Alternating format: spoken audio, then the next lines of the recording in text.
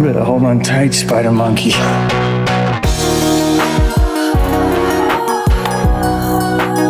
the hell have you been, Luca? You're beautiful.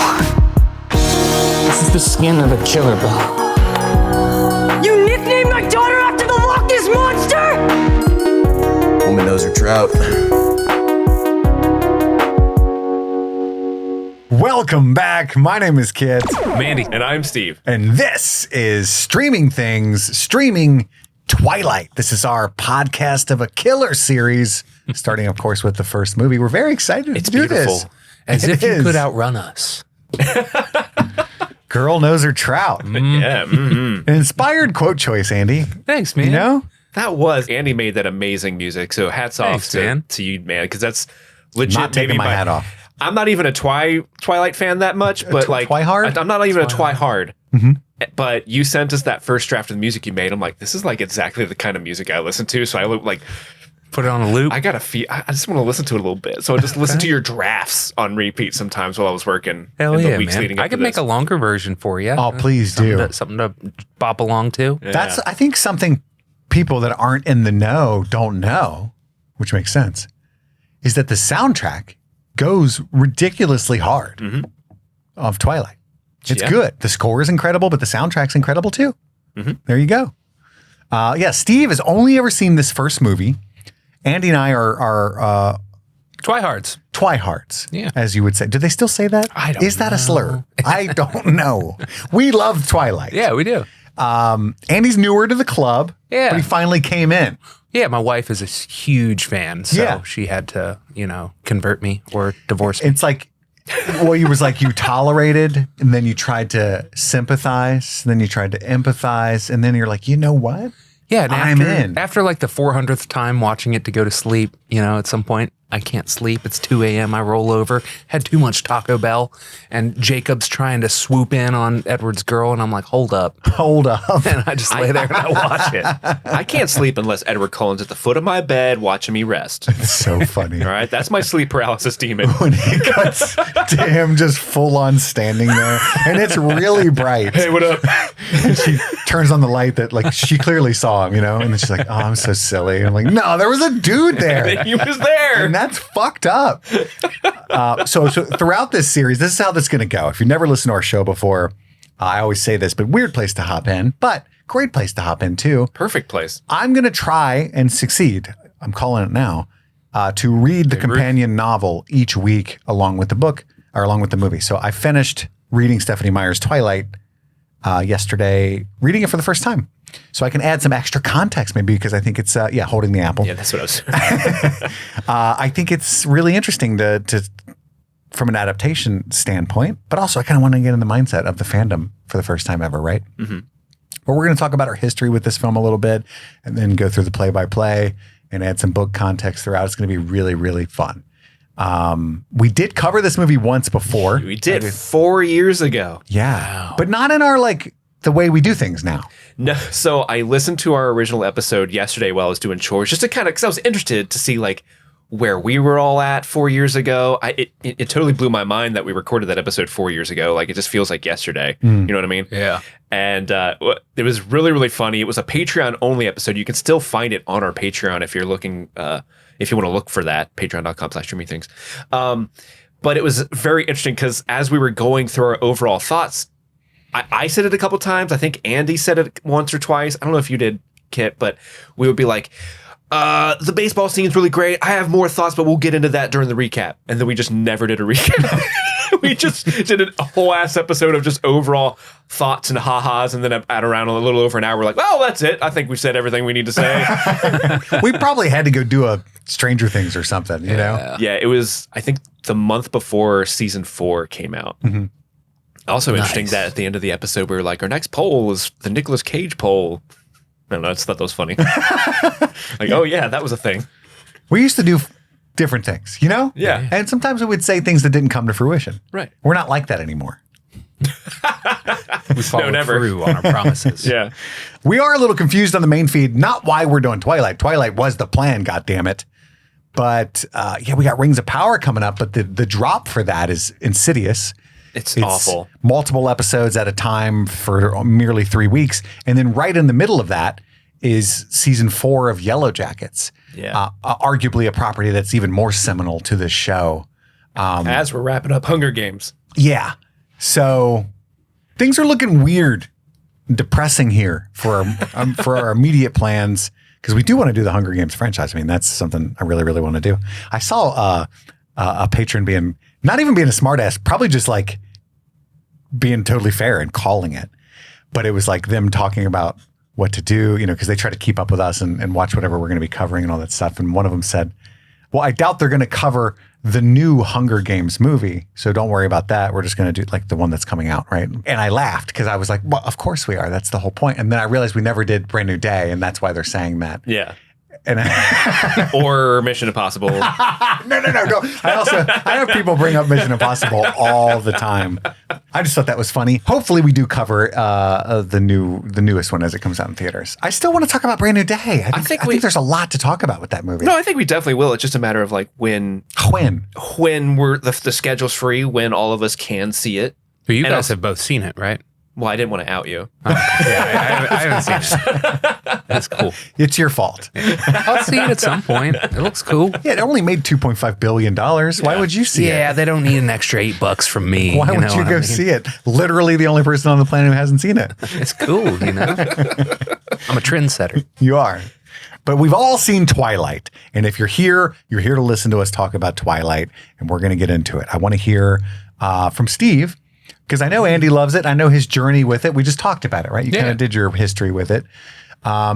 Did you like it when it first came out in 2008? I didn't see it. Did you even see it? No. I think when we covered it, it might have been my first time. Really? One of my only times. Why do I keep finger gunning you? I don't know, man. It's kind of violent. You had just seen it 2 weeks prior. Oh, because in the previous episode, you're like, I just saw this movie for the first time 2 weeks ago. Interesting. And you rewatched it. Was it with my now wife? Yeah, because you called her your girlfriend. Oh, that's fun. Called her your girlfriend. And he's got a girlfriend. Ew. Oh, gross. they kiss and hold hands and stuff. Oh, no. Cootie. Did you give her your butts. Letterman's jacket?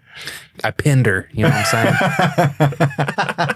That's a Pleasantville reference, guys. Yeah, Check out streamingthings.com. Patreon.com/streaming things. Well, you could go to streamingthings.com. It's streamingthingspod.com, right? Yeah. Damn it. Or I something like fucked that. that. Streamingthingspodcast.com. Go to all those websites. Yeah.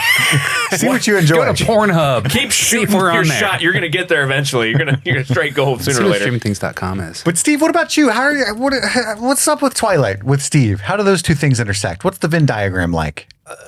Steve and Twilight? Yes. Not a lot.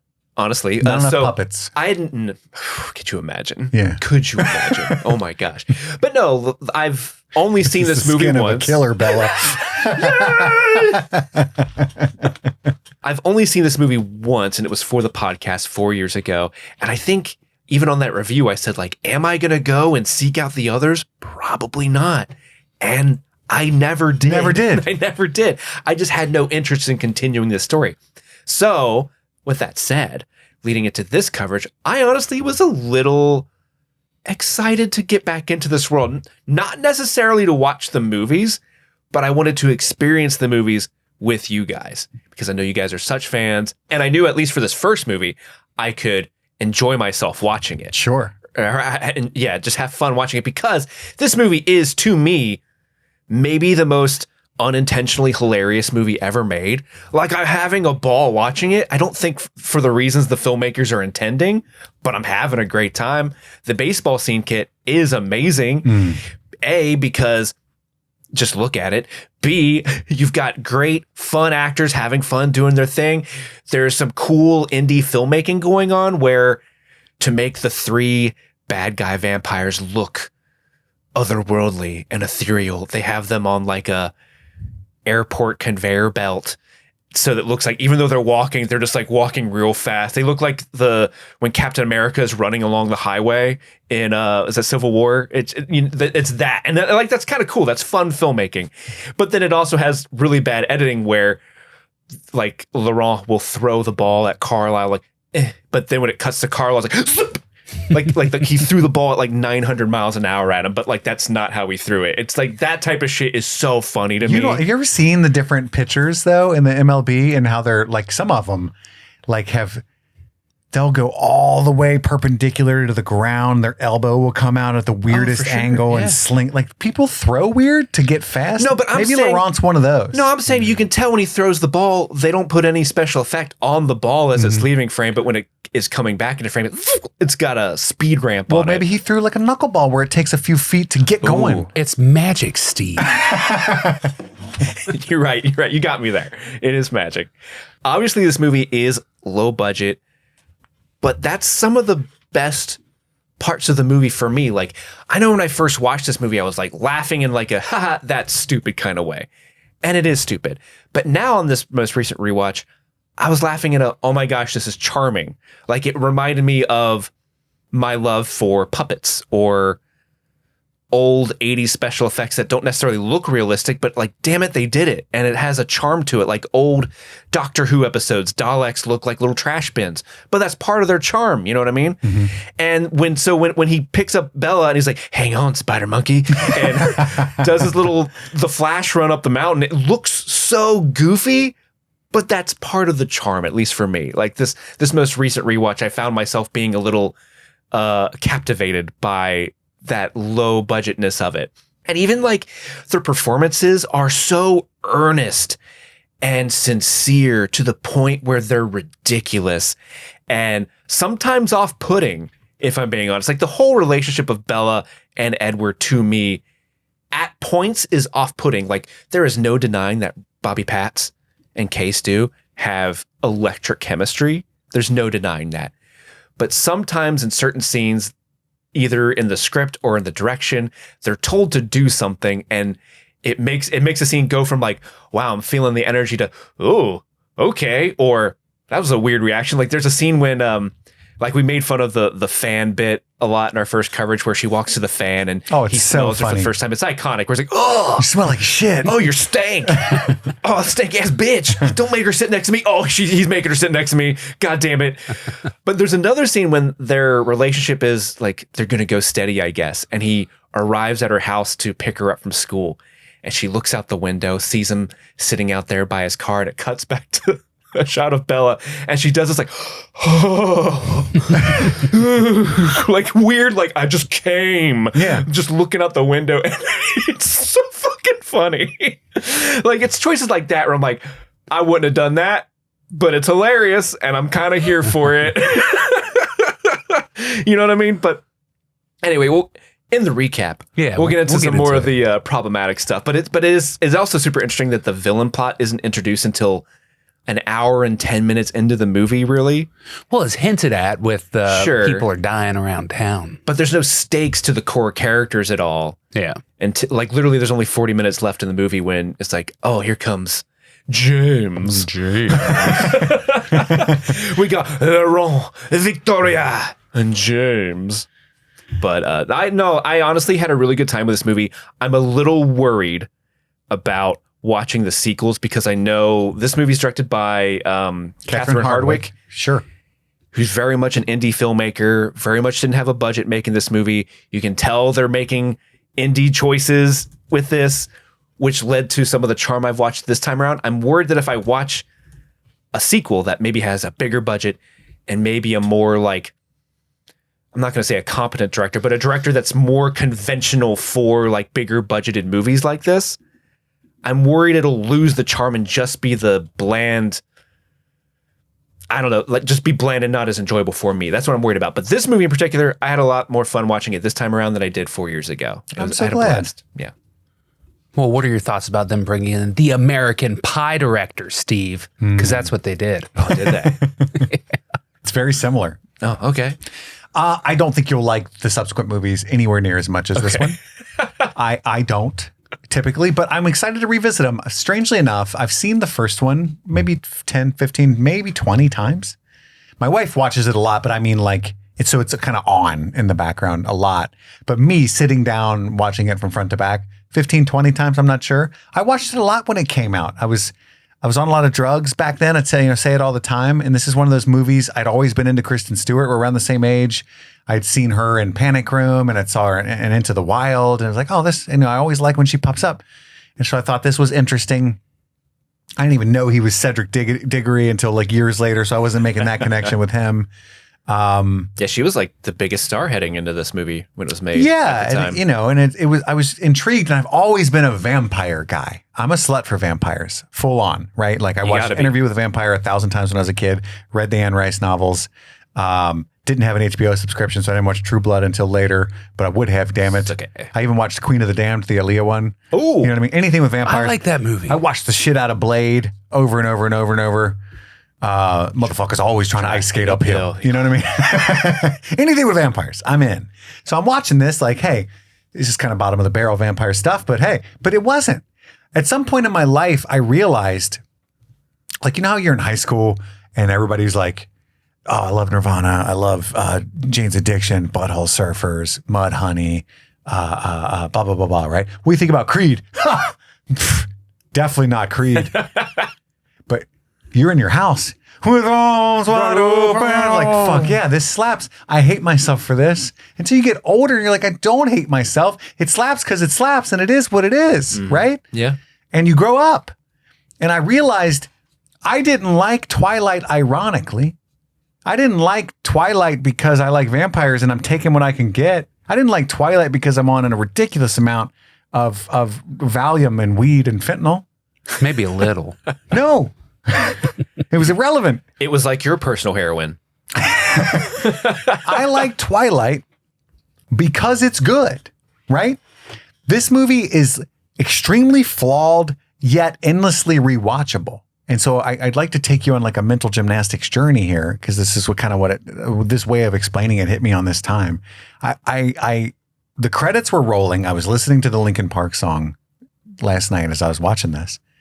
And I thought to myself, if I wasn't so busy doing other things, I could literally just start this from the beginning right now and watch this movie again. I really could. Why is that?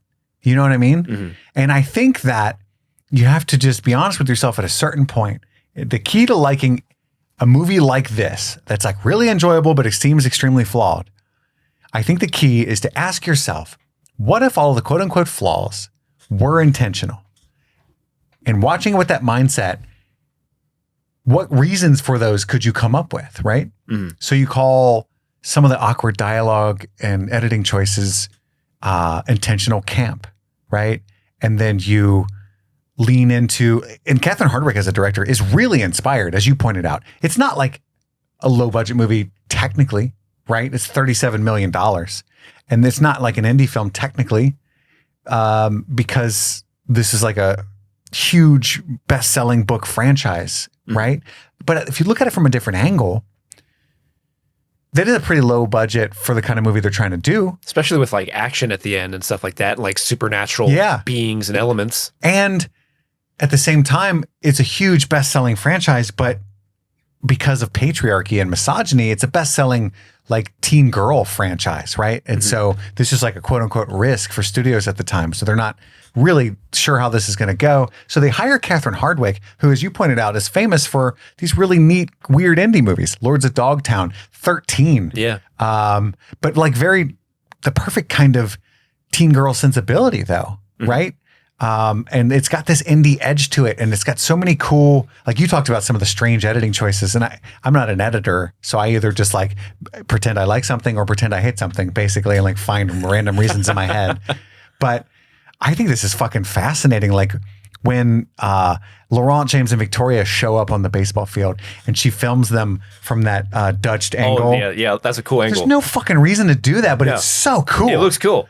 I think they did that to hide the conveyor belt that they're walking on. Sure, but it's like, it works from a Hitchcock perspective of like, oh, this new element has shown up to the game. Yeah. The world has changed, you know?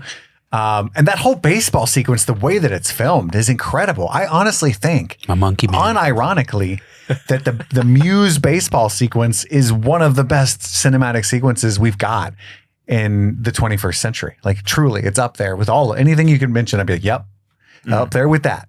You know what I mean? Like, It's incredible. It's so The good. donkey scene in Clerks 2.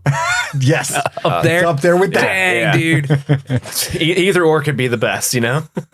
And I think, like, especially reading the book, I'd always kind of push back against that. I don't like dislike Mormon. I'm not anti-Mormon or anything. I'm very suspicious of religion in general. And there's certain ones that are like a little newer and a little more fascistic that I'm extra like, don't like that at all. And Mormon's one of those. Sorry.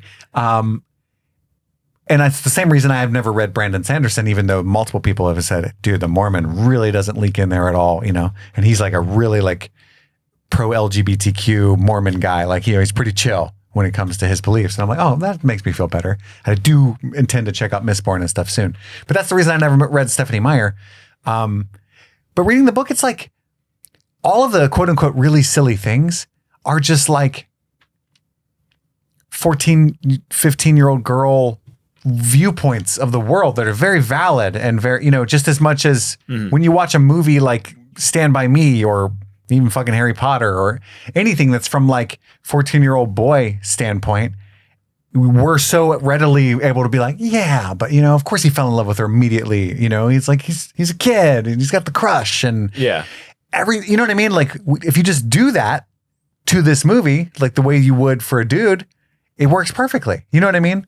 Like that's the perspective she was writing from, like this fantasy of this old ass vampire that has been waiting a century just for her, and they fall in love immediately and he just can't stay away from her. You're like my own personal heroine, and it's like, it's ridiculous, but it is totally what a teen girl would fantasize about. Or like, you know what I mean? Be swooned by, the idea of that. Sure. And so then it works perfectly. And they're not being silly or ridiculous. They're being honest. Well, that and the way that they film the Cullen families in general when they're in that school is very much like every cool kid stereotype that you have in movies, like the nice cars. You can almost see them recreating the Jawbreakers scene where the Cullens are walking down the hallway.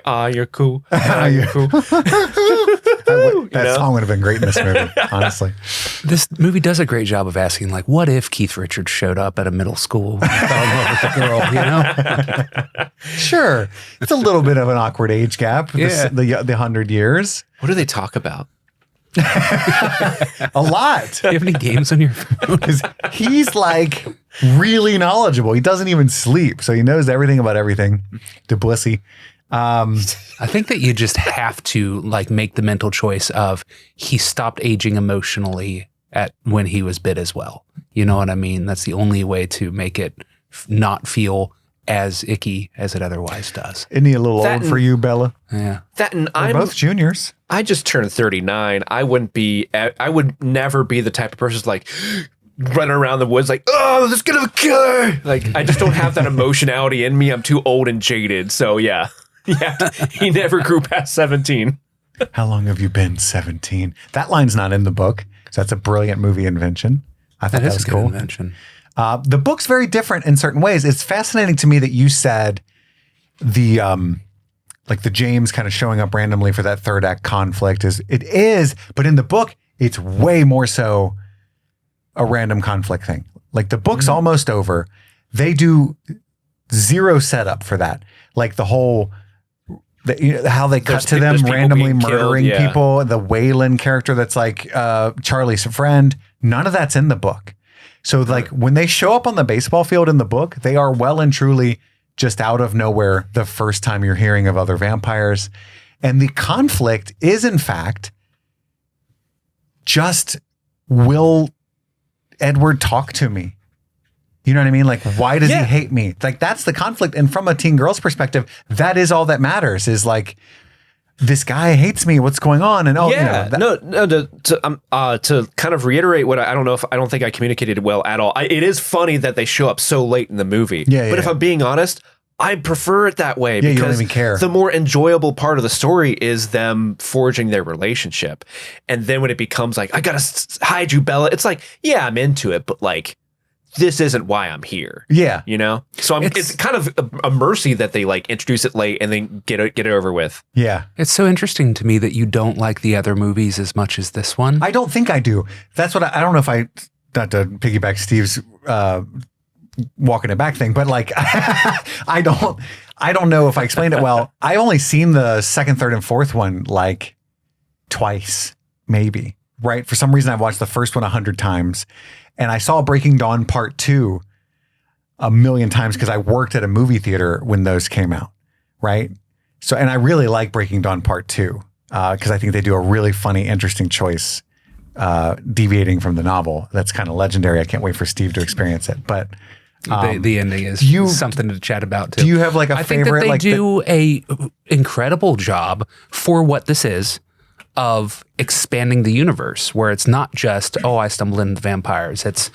And now there's also werewolves. What else might there be? Oh, And spoilers. how do we turn this into I saw nary a werewolf. Mary a wolf? That's actually why I'm reading the book, is because there's even more lore, right? That my wife really always wanted me to know and get into, that like is fascinating. I'm going to read Midnight Sun, which is an entire retelling of this first book, this first story, from Edward's perspective. Like what he was doing during the periods he's Also missing. by Stephanie Meyer? Yes. Oh, okay. There's also a gender swapped one where it's Beau Swan that falls in love with like Edwina Cullen. Edith Cullen. Edith Cullen. Also written by Stephanie Meyer? Yes. Correct. So she's written the same book 3 times. Good for her. Yeah. But like, did She you put it in a new know, pool, you know? like it's interesting to know, and maybe it's different context while watching, Carlisle is from the 1650s. How and they don't say this in the movie, but they do in the book. His origin story is that he lived in London in the 1650s, and there were like savage vampires in the tunnels, just like in the sewers, eating people and stuff. And he got bitten by one of those, but then like some people came with pitchforks in the middle of the guy feeding, and he crawled away and fell into like a basement and just hid out for a few days, because it takes like a full day or two to turn into a vampire from the venom.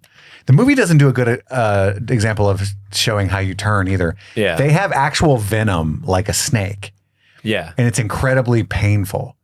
And it takes like a full day for the venom to turn you into a vampire. And it's unlikely that a vampire is going to not kill you during that day. Right? Because they have it's like a shark. As soon as they taste blood, they can't physically They stop. got a frenzy. Yes. So that's the lore that maybe isn't explained as well. So Carlisle's from London in the 1650s, and he just was naturally a really compassionate person. You know how a lot of the vampires have their own individual like power. Superpower? Yeah. But not all of them. It sucked to be a dud vampire. Yeah, well, you know? actually, it's kind of rare. Like most of them don't. Yeah. But sometimes, and it's based on like who you are. Dud vampire. So Edward can listen to people's Fart thoughts really loud. It's kind of like X-Men, you know, which I think is cool. Is that Emmett's power? Exactly. Emmett's really strong, but it's not really a power. I guess he's just really strong. But they say that Carlisle's is compassion for whatever reason. So like Powered compassion. he was just born that way, Dud vampire. and so he's never like fed on humans. Honestly, that would be the worst superpower to get if you were a vampire. Like, I'm sorry. you gotta like kill people for sustenance. It's like, I feel really bad about this.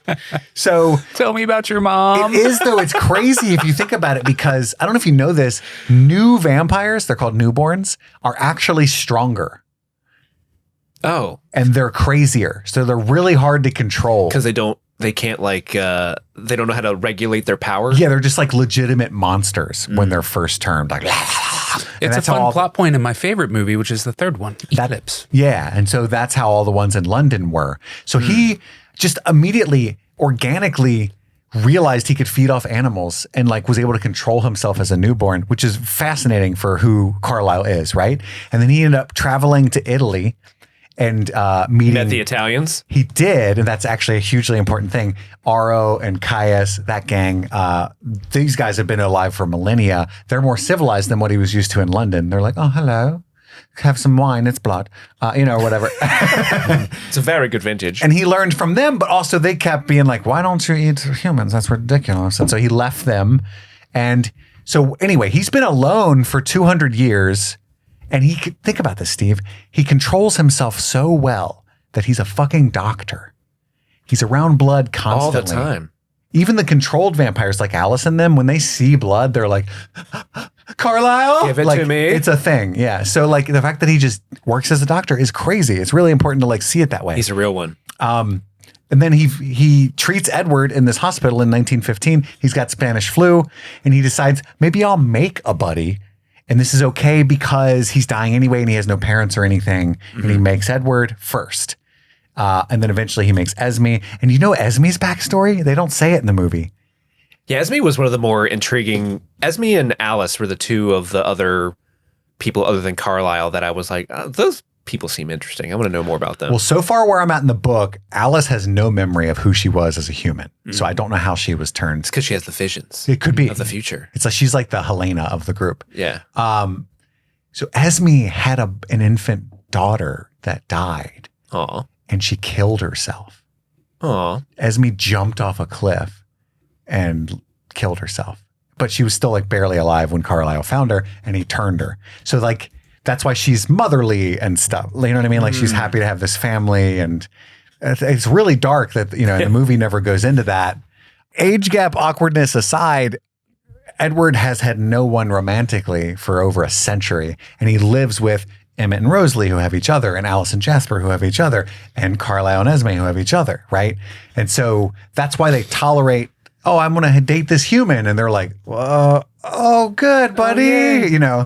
And so I think that's like if I context came is down important. here and I'm like, guys, got an announcement. I was hanging out at Totterotterville. Hear me out. No. I'm dating this Tostitos pizza roll. And we're all like, oh my God, I want that. It reminded me of the So SNL Tostino's commercial that Kristen Stewart did for some reason. And it's like, I get it, honestly. Do you know where Esme is from, Steve? Detroit. Columbus, Ohio. Oh, really? Yeah. She's Nice. like kind of a neighbor. C-Bus. C-Bus. So yeah, I think that like extra lore context is just interesting when watching it. The one thing that watching this the second time, I was wondering, like, because I haven't read the books, obviously. There are some backstory elements that I'm like, oh, that'd be interesting to get into. But the thing, I'm curious, like, if people watch this movie for the first time, they've never read the books at all, they don't know what the future movies are.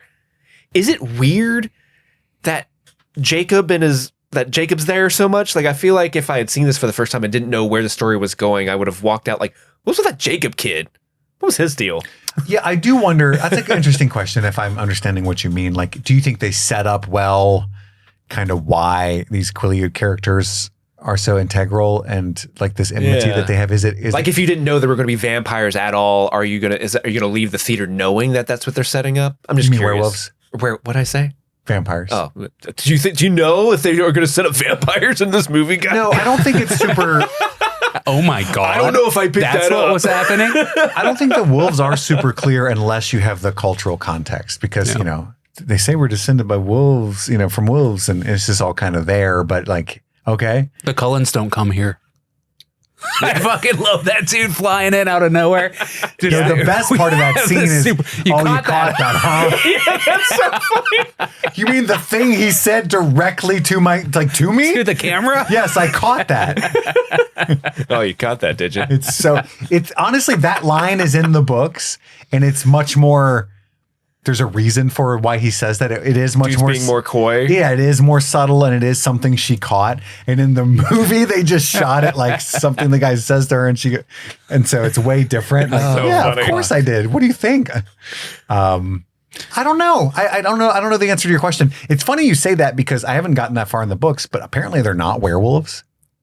What are they? Skinwalkers? Yeah, apparently they're like shapeshifters who choose wolves. Oh, okay. And there are actual canonical werewolves that are way different, and the movies never get into that. Okay. But like, people call them werewolves. Like, that's not us. We're werewolves, not swearwolves. that's right. Come on, guys. He's an energy vampire. Yeah, I don't know. That's something my wife always says that I think is interesting. Also, do you know Jasper has a power? Is it to be weird in the corner? Kinda. He can influence people's emotions. It's a really subtle power. So like if he's in the room, he could make us all really happy. You know what I mean? Just by standing there and like thinking about it. Or something. really horny. He can. Hey, I guess he could. Hey, no fair with the mind control stuff. It's the one nod we get to it ever. We do. Is that it in in a this future movie? movie? Oh, it's in a future movie. Yes. Oh, okay. Yeah, he I was gonna does. say I don't remember anyone saying that. And weirdly, I argued with my wife. I was like on the toilet reading it. And I was like, "Hey, babe." Did you know? Get in here. Yeah. She's like, "What?" I'm like, "You said Bella's immune to all powers, and that's her thing, right? Because that's why he can't read her mind." I'm sure you picked up on that. Maybe not. My bad. I did not. I just thought it was a love thing. No, he literally can't read her mind, and he can literally read everyone else's mind. Yeah, yeah. So that's like Obsessed with I it. picked up on that, but I thought the reason was just because he was just 'Cause in of love love. with her. Yeah. Well, it's kind of like an innate thing that she has. He's that- too distracted by that thing. Which is funny. Like, you see, damn. from his perspective, she smells incredibly good. And like, he's been able to control himself for 50 years. All of a sudden, he wants to like, murder someone more than he's ever wanted to murder someone.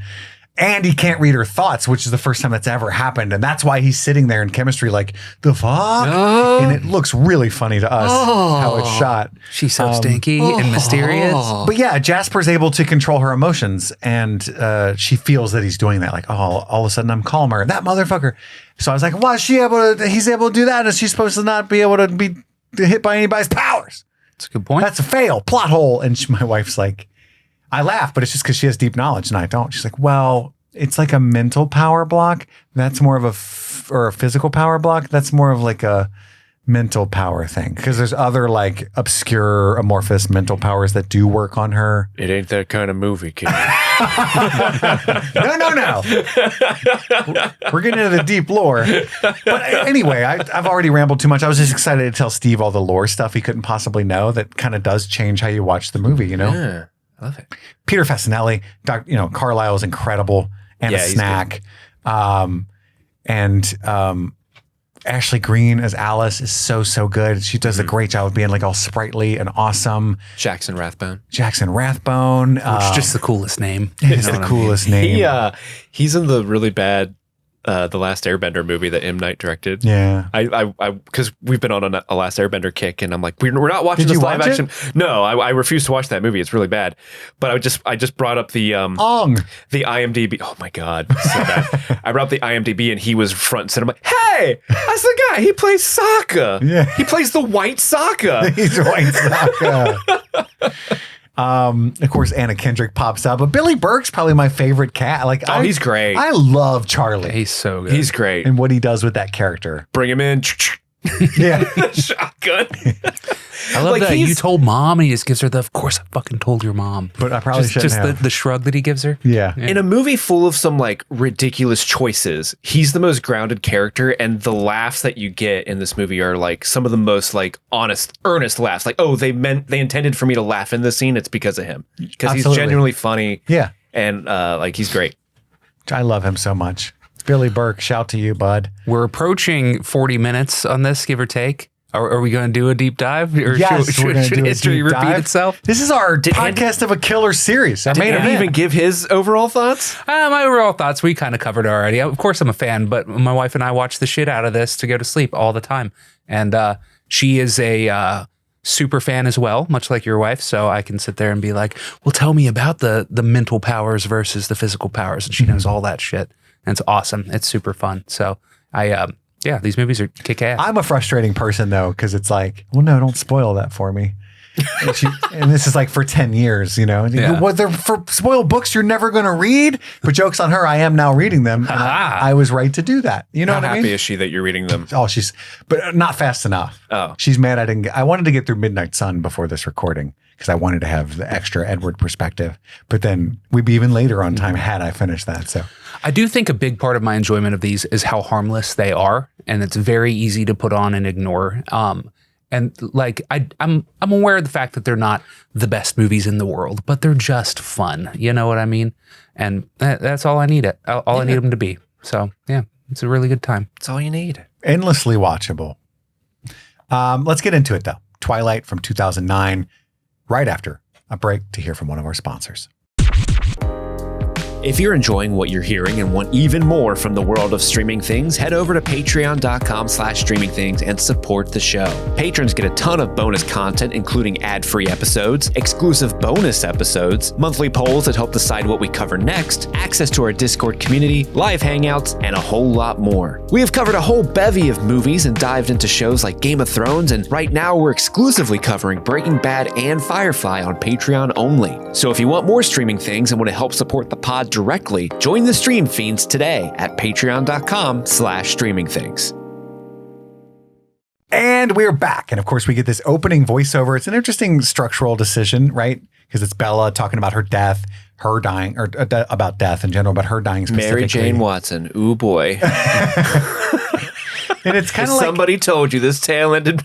I wonder if it successfully makes you think she's going to die at the end of the movie if you haven't read the books, just kind of like your werewolf question, you know? Yeah. Because they really do lean into that. Like, oh, it's for her mother or whatever, right?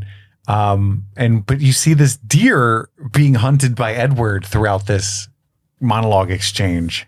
And it's really funny to me. I don't know if people could have watched this back then and escaped the cultural phenomenon that was Team Edward versus Team Jacob. You know what I mean? So I don't know if anybody... But the movies created that as a marketing thing, just like Team Green and Team Black. I don't think anybody was reading the books going Team Jacob. You don't think so? I don't think so. I don't know, man. I honestly don't know. I remember like when Harry Potter came out, it was, is Snape good or is Snape bad? And there were fucking t-shirts, Snape evil, Snape good and shit. And so I wondered From just the book? Yeah. And I wondered if there was something similar with Snape evil, Snape good? the Twilight. But I remember it being just a massive cultural phenomenon. So it's hard to imagine currently anybody 20 years ago watching this and being like, oh, this is just a standalone. She might die at the end of this. You know what I mean? I don't know. I can remember doing a shot of Jim Beam and heroin and Good combo. smoking a cigarette and then walking up to my post to take tickets. And I fully, in that state, knew what Team Jacob and Team Edward was. You know what I mean? Mm-hmm. It says here that the fan divide started in 2007 with the release of Eclipse. Well, that's when Which shit would be got... the book, Yeah, not yeah. the movie. 1,000%. Okay. That's when shit got crazy. Mm-hmm. Okay. The fan divide. The divide. I still think Team Jacob was a myth, but There still were, Team Jacob. as someone who worked in the movie theater, there were definitely Team Jacob people. Yeah. I worked at the movie theater throughout all these movies runs. I'm surprised you didn't see them a million times just because of that. Like, No, I mean, I'd to kind of watch them I'd and seen stuff. bits and pieces of Yeah, them, but sweeping like up the popcorn. Yeah, checking out people jacking off and stuff. Oh, not checking them out, but ejecting them. ejecting them, yeah, Just quick trivia. ejaculating them out of the theater. The Jacob actor, a hunk of man, Taylor Lautner, he got married recently. Do you know his wife's name? Taylor. Taylor Lautner. They're both named Taylor Lautner now. What was her surname Lautner before they got married? No, it's just they got married. She took his name, and her name's Taylor. I thought you meant he met a woman who was named Taylor Lautner, and then they got married, and they were like, "Great news, babe! Don't have to change your name if you want to take my name." That would be weird. That is hilarious. Taylor Taylor Lautner. And Taylor? he dated Taylor Swift. So he's into that. Oh my God, I didn't know that. Famously. He's into Which that song shit. is about him? How many Steves have you dated? At least 3. I mean, I'm married to a woman named Carissa. My name's Chris. So Carissa. that's a thing too.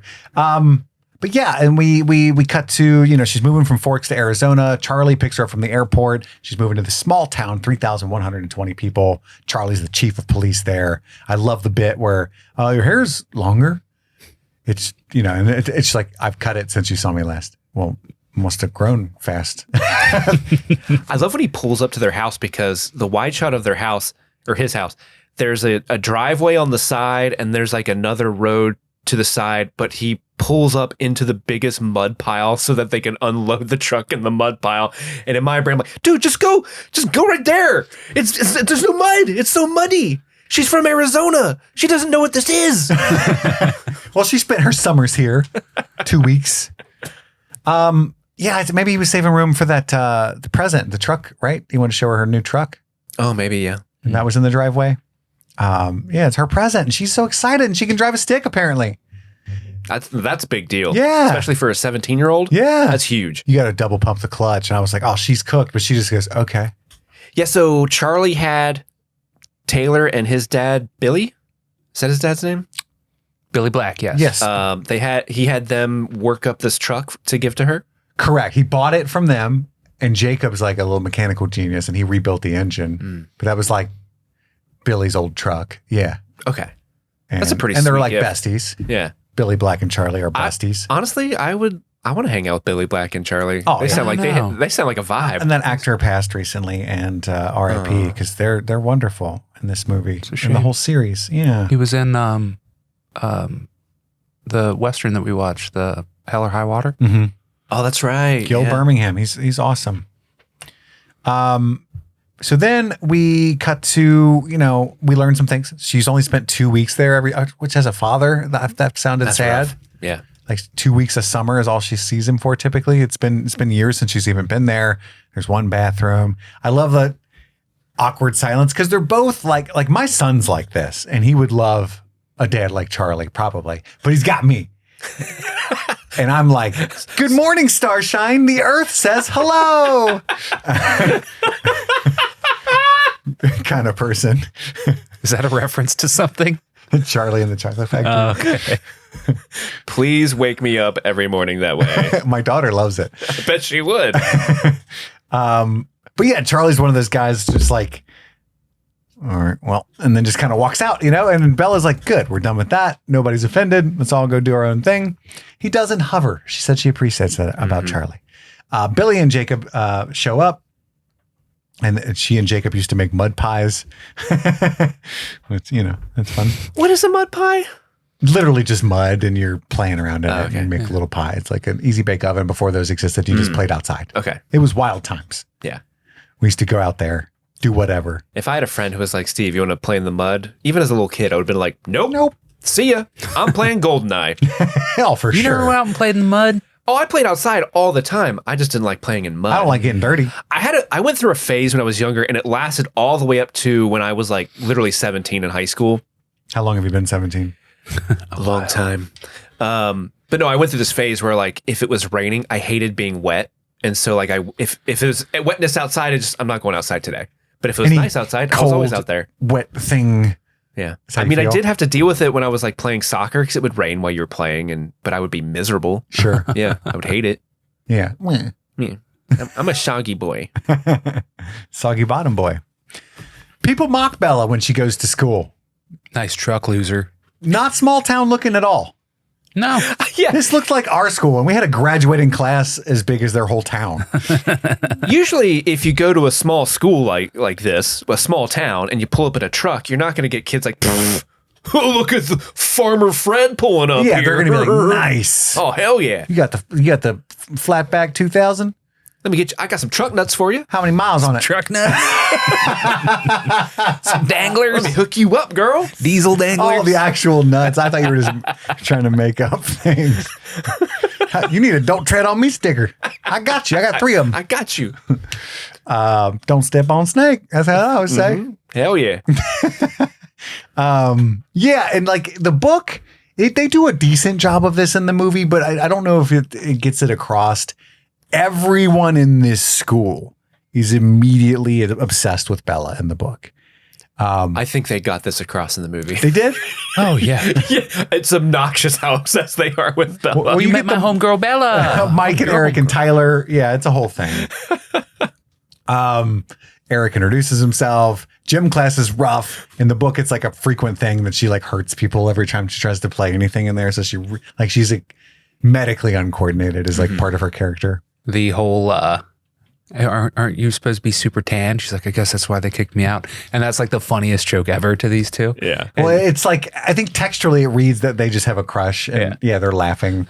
Super And then fun. Jessica likes Mike. So she Yeah. goes, ha, yeah, that is funny. But she doesn't think it's funny. It's awful. It's really good. A little baby Anna Kendrick. Yeah. There is another character in the book that doesn't like her. She's kind of like a mean girl named Lauren, but she's not included in the, like she does eventually win her over, but she's not included in the movie. Just Lauren's a hoe, so I'm glad they didn't include her. just thought I would throw that out there. What's the girl's name who I guess she has a crush on Eric and is like, I'm writing a feature on Bella. He's like, kill it, girl. Feature's dead, Angela. Angela, that's her name. Okay. Yeah. feature's dead. That's such a funny joke. He's the director now, Justin Chun. Like he's working on a movie right now.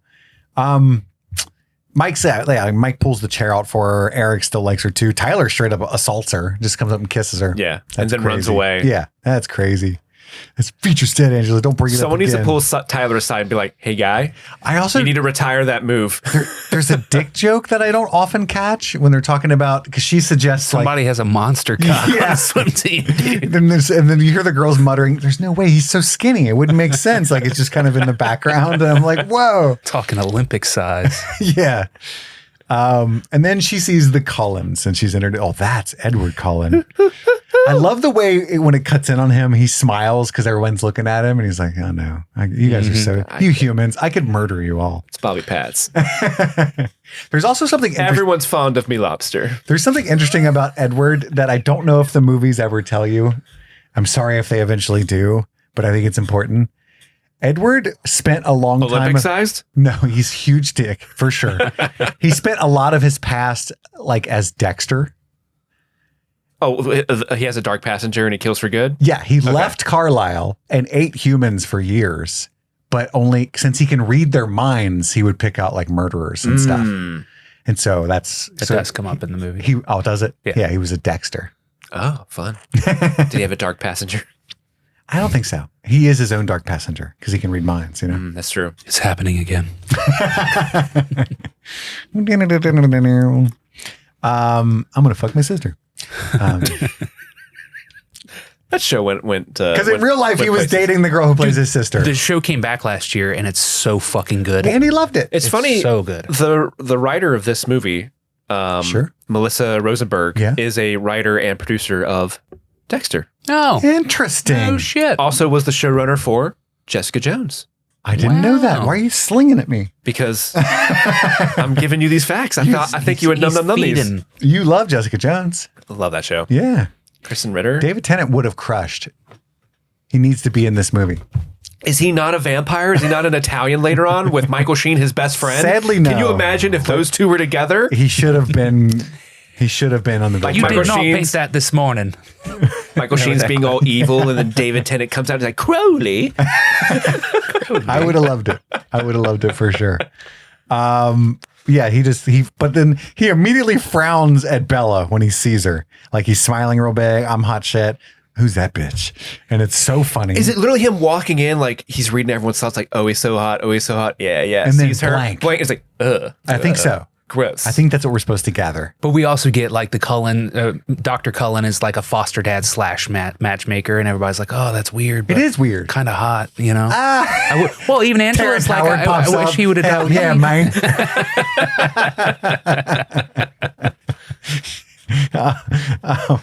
And then when she walks into chemistry, he's sitting at the like next to her chair, and she walks right by the fan. It's so like, funny. "Oh." They do that thing, Andy, that Kevin Smith always talks about, where they put little tassels on the fan so you can tell it's And her hair blowing moves air. and everything. And her hair moves and just all And the his paper blows off of the table, and she has a super powered fan.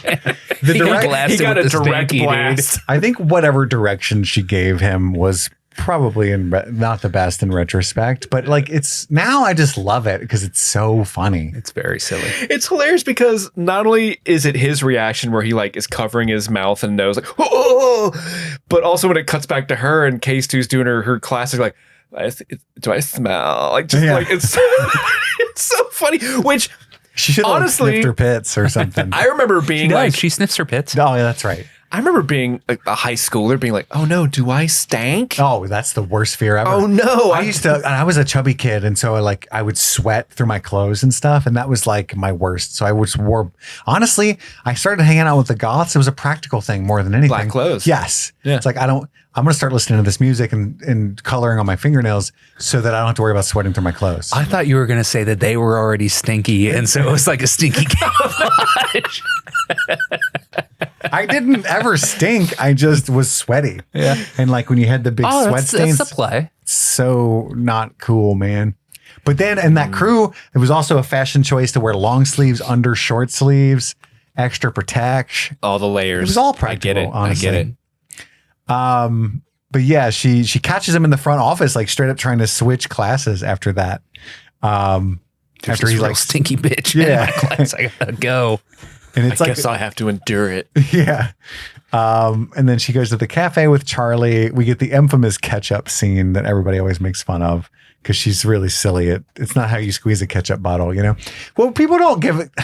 I don't think it's fair. Like I must have been looking down because I didn't see this. It's really goofy. She takes the bottle and she's just like doing this, but it's a squeeze bottle and no ketchup comes out. It's so much funnier that you're doing it with a banana. Audio listeners, he's just flipping a banana around phallically. But you guys know, you've been on set. Like what happened there? That was take 62. Yeah. And she's like, okay, now grab the ketchup. And you know what I mean? It's She's just focusing on her yeah. It's like, face performance and like speaking the lines. which is also an interesting choice, but yes, that's She's like, what happened. I don't even like ketchup. They like, and they just happen to use that take where she was being goofy with the bottle. You know, It is what it is. Anyway, she didn't get much ketchup. Maybe she didn't like much. Then there's Butt Crack Santa, Yeah, the Waylon character. Yeah, I made an impression though. I guess he used to be drunk all the time as Santa, and they don't want him to do that anymore. Remember those little bottles? Yeah, they love those little bottles. And I was like, he's giving the kids alcohol? This town's wild. Yeah, anyway. Charlie has the berry cobbler every Thursday He's got a very regimented life. in remembrance of her because that was her favorite. Yeah. And then she's talking to the mom on a payphone. And did you catch that? Like her new husband is like Phil. a minor league baseball star? Yes. Okay. That dude is married to somebody that's in a show that we watched recently. I can't remember, but I brought it up at the time. I was like, Phil's married to this dude. Oh, it's the new guy. What's his name? Huh? The new guy? The main character in The New Guy? Jake Johnson? No, Wait, no, that's New Girl. He played he was a cop in Breaking Bad is how it came up.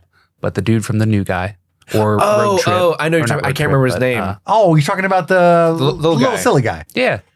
What is his Real name? skinny guy. Steven He's married to Phil? Yeah. Oh, hell yeah. DJ Qualls. DJ Qualls Yep. is married to Phil. Married to Phil. I didn't even know DJ was gay. Yeah. Hell yeah. Get a DJ. Phil's a His baseball partner, player. I just laughed every time Phil came up. Ty Olson. Ty Olson. I'm going to call him right. Phil.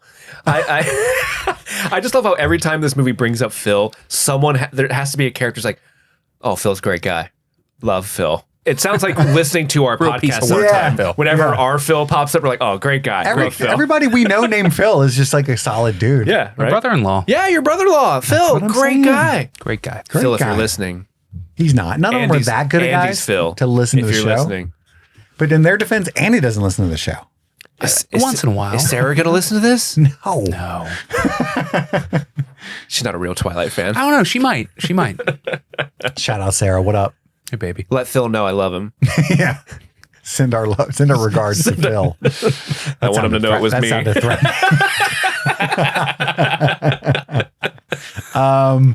Yes, and she's talking to her mom, and she wants to confront Edward, but then he never shows up. He disappears from school for days on end. Tyler and the gang want to hang out, but she's like, nah, I'm busy, right? Alice continuously looks at her knowingly, but still no Edward. What's going on with that? We cut to a guy in a hard hat. Is this where we first get the first instance of Hoya Hoya? Hoya? Oh, yeah. I Plan to didn't- confront him. Ooh. Damn it. Like an angel. We cut to a He never scene. showed. The security guard in the hard hat running. He's set upon by the threesome of vampires. Bella slips on the ice. What's their indie band name? They're all Victoria and James. James? They look like they should be in a band and they should have a band name. The Three Suckers. The Three Suckers. How many licks? You know what I'm saying? The Roll and Team Rocket. Hobbit hunters because they don't wear shoes. Ooh, I like that. Hoppin' Hunters. You're welcome. Bella slips on the ice to establish what happens later with Tyler's van, I suppose. I put some new tires on your truck. Hopefully Tyler's got new tires on his van. Nope. He doesn't. In the book, he puts chains on her tires, which is very nice of being a good old dad, you know? They're in Washington, right? Yeah, it's up by Seattle, Okay. the Pacific Northwest. Yeah. That security guard got killed by some kind of animal, and it's the one we just saw. We know it wasn't an animal. Eric's about to ask her out. Mike interrupts, like nut check, and And then Edward is back. Mike sprinkles rain on Bella. It's the most like, How you liking the rain, girl? yeah, and he starts like flicking water at her. I'm like, dude, get the fuck away from her. Oh, young Steve that had the water phobia came out in you. Oh yeah, I was like, Whoa, sir, fucking monster. Sir. You know how it is in school? You like kind of officer. You kind of pick on people you like. It was him. Oh, 100%. Because I know this would be the play for some high school aged kids. They would do this type of shit. But still, Andy, you read me better than I read me because it's 100% what it is. It's like, ugh. No. Edward's back, and he introduces himself. He's calmed down, right? And this Hey, Stinky. I mean, this is one of the more funny, like there's like 5 like legendarily kind of awkward funny moments in this movie, and this is one for me that's still any cold, wet thing, and he's like laughing because he's a cold, wet thing. yeah. But she doesn't know that. This is it's giving, I hate sand, you know? Yeah. It's one of those. Yeah. But she's talking about the rain. He's really interested in her. He like asks her why she's there, and he continues after the class to be continually really interested in her. Like he's following. I love that she has the golden onion, like they won the prize from the chemistry teacher. It's because he's done this class like 100 times, so he knows his mitosis. And in the book, I don't think they say this in the movie, but she had just done, because she transferred from Arizona halfway through the year. Oh. She had already done this exact thing in Arizona too. So they both kind of like already knew everything. Yeah. But yeah, he should be like a genius. Yeah. It is funny that they keep going like, it's metaphase. You mind if I check it out? Yeah. And then by the end of it, it's like, no, I trust you. Yeah, it's good energy where it's like, oh. You science good. Yeah, you guys, you know your biology. I said chemistry, but I think it's biology. It is biology. Now, don't quote me on that. It's been a while since I've studied biology. Hippocampus. But yeah, he's like fascinated, like that he can't read her, right? And then she's like, hey, your eyes were black last time I saw you. Now they're brown. It's the fluorescence, dumbass. He just walks away. He's really scared, right? It is really funny the way he like just abruptly in mid-sentence turns around and walks away and she's just like, what? Where are you going? Did you get that that's because he hadn't fed last time and now he's all full, so he's not as tempted by her? Okay. Yeah. And their eyes go black when they're hungry and they get color when not. And it's gold if they're not drinking human blood. It's red if they are. Yeah, like if you drink human blood, you can't fit in. Yeah. You just have like 1996 camera eyes. So my photo in our intro video, I'm drinking human blood. Correct. Okay. I should have researched what that meant. And then he's like staring at her in the parking lot, just from by his car. He's just like looking at her like, and Tyler slips, and he does the worst thing you could possibly do when hydroplaning. Turn into the girl. Aim for the pedestrian. It's not blocked in a way that makes it look unavoidable for sure. Yeah. But he is like a teen driver. Sure. You know, they don't handle shit well. Yeah, this isn't something that breaks the movie at all. It's just This funny. is a lot crazier in the book. Like he visibly grabs her, pushes her out of the way, stops the van. He does a lot of shit that's Does a couple hard to reps with explain. Yeah. like lifts it up. Sure. Whereas in the movie, he's just like, huh, and it's like, that's hard to explain too, but not as hard. I like how subtle that is, though. Yeah, agreed. Because it's subtle enough where, from Bella's point of view, she can tell for sure he pushed it, but no one else could tell that something extra ordinary happened. You know? Agreed. It's very cool. And everyone kind of swarms. He gets out of there. The Cullens are all watching like, oh, shit. Little superhero Eddie over there. What a nerd. God damn. And Tyler apologizes in the hospital. Charlie's all pissed. I love his performance here. Shut the fuck up. Your license is done. Because that's his daughter. And Tyler's like, I'm so sorry, please. Sexy ass Dr. Cullen enters. And I'm like, damn, wish I had something. Oh, Sarah goes, woo woo, every time he walks in. Is Carlisle a fan favorite? Carlisle's a piece of work, my guy. I get it. I honestly, of all them Collins, Carlisle's my What was that one. movie he was in? And Charlie, dude. I hope he's giving out In the mustache 90s rides. with Imagine if he kissed Dr. Cullen just right here in the hospital. oh yeah. I'm so worried. I want to watch Stephanie Meyer should do that rewrite, from his Yeah. perspective. Yeah, the heated rivalry of Chief Charlie and Dr. Cullen. I hate having to meet you in the hospital all the time, but damn, I love having the excuse. Hollander. What's that movie that Carlisle was in the 90s that with Seth Green? He's got like the weird goggle things on don't them, know. and Jennifer Love Hewitt. It's a big movie. Not sure. Can't hardly wait. Can't hardly wait. That does no. Oh, look at his IMDb photo though. It's got Seth Green, Jennifer Love Hewitt, Ethan Embry. Look at this guy. Ooh, Jesus, Sir, man. you remember that? I mean, yeah, but I have no memory of this place. Of the actual scene. Why is there a shirtless, greased up photo on his IMDb? How am I supposed to? he's trying to get Petey? jobs, man. He was in Supergirl, Andy. How am I supposed to keep doing this? He was? That's cool. He played Maxwell Lord. Isn't that the character that It is. Daddy played. Pedro Pascal played?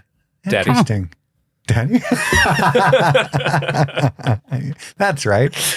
But Bella points out that Edward saved her, and you can see Colin's face, Dr. Carlisle's face, like, oh, cool.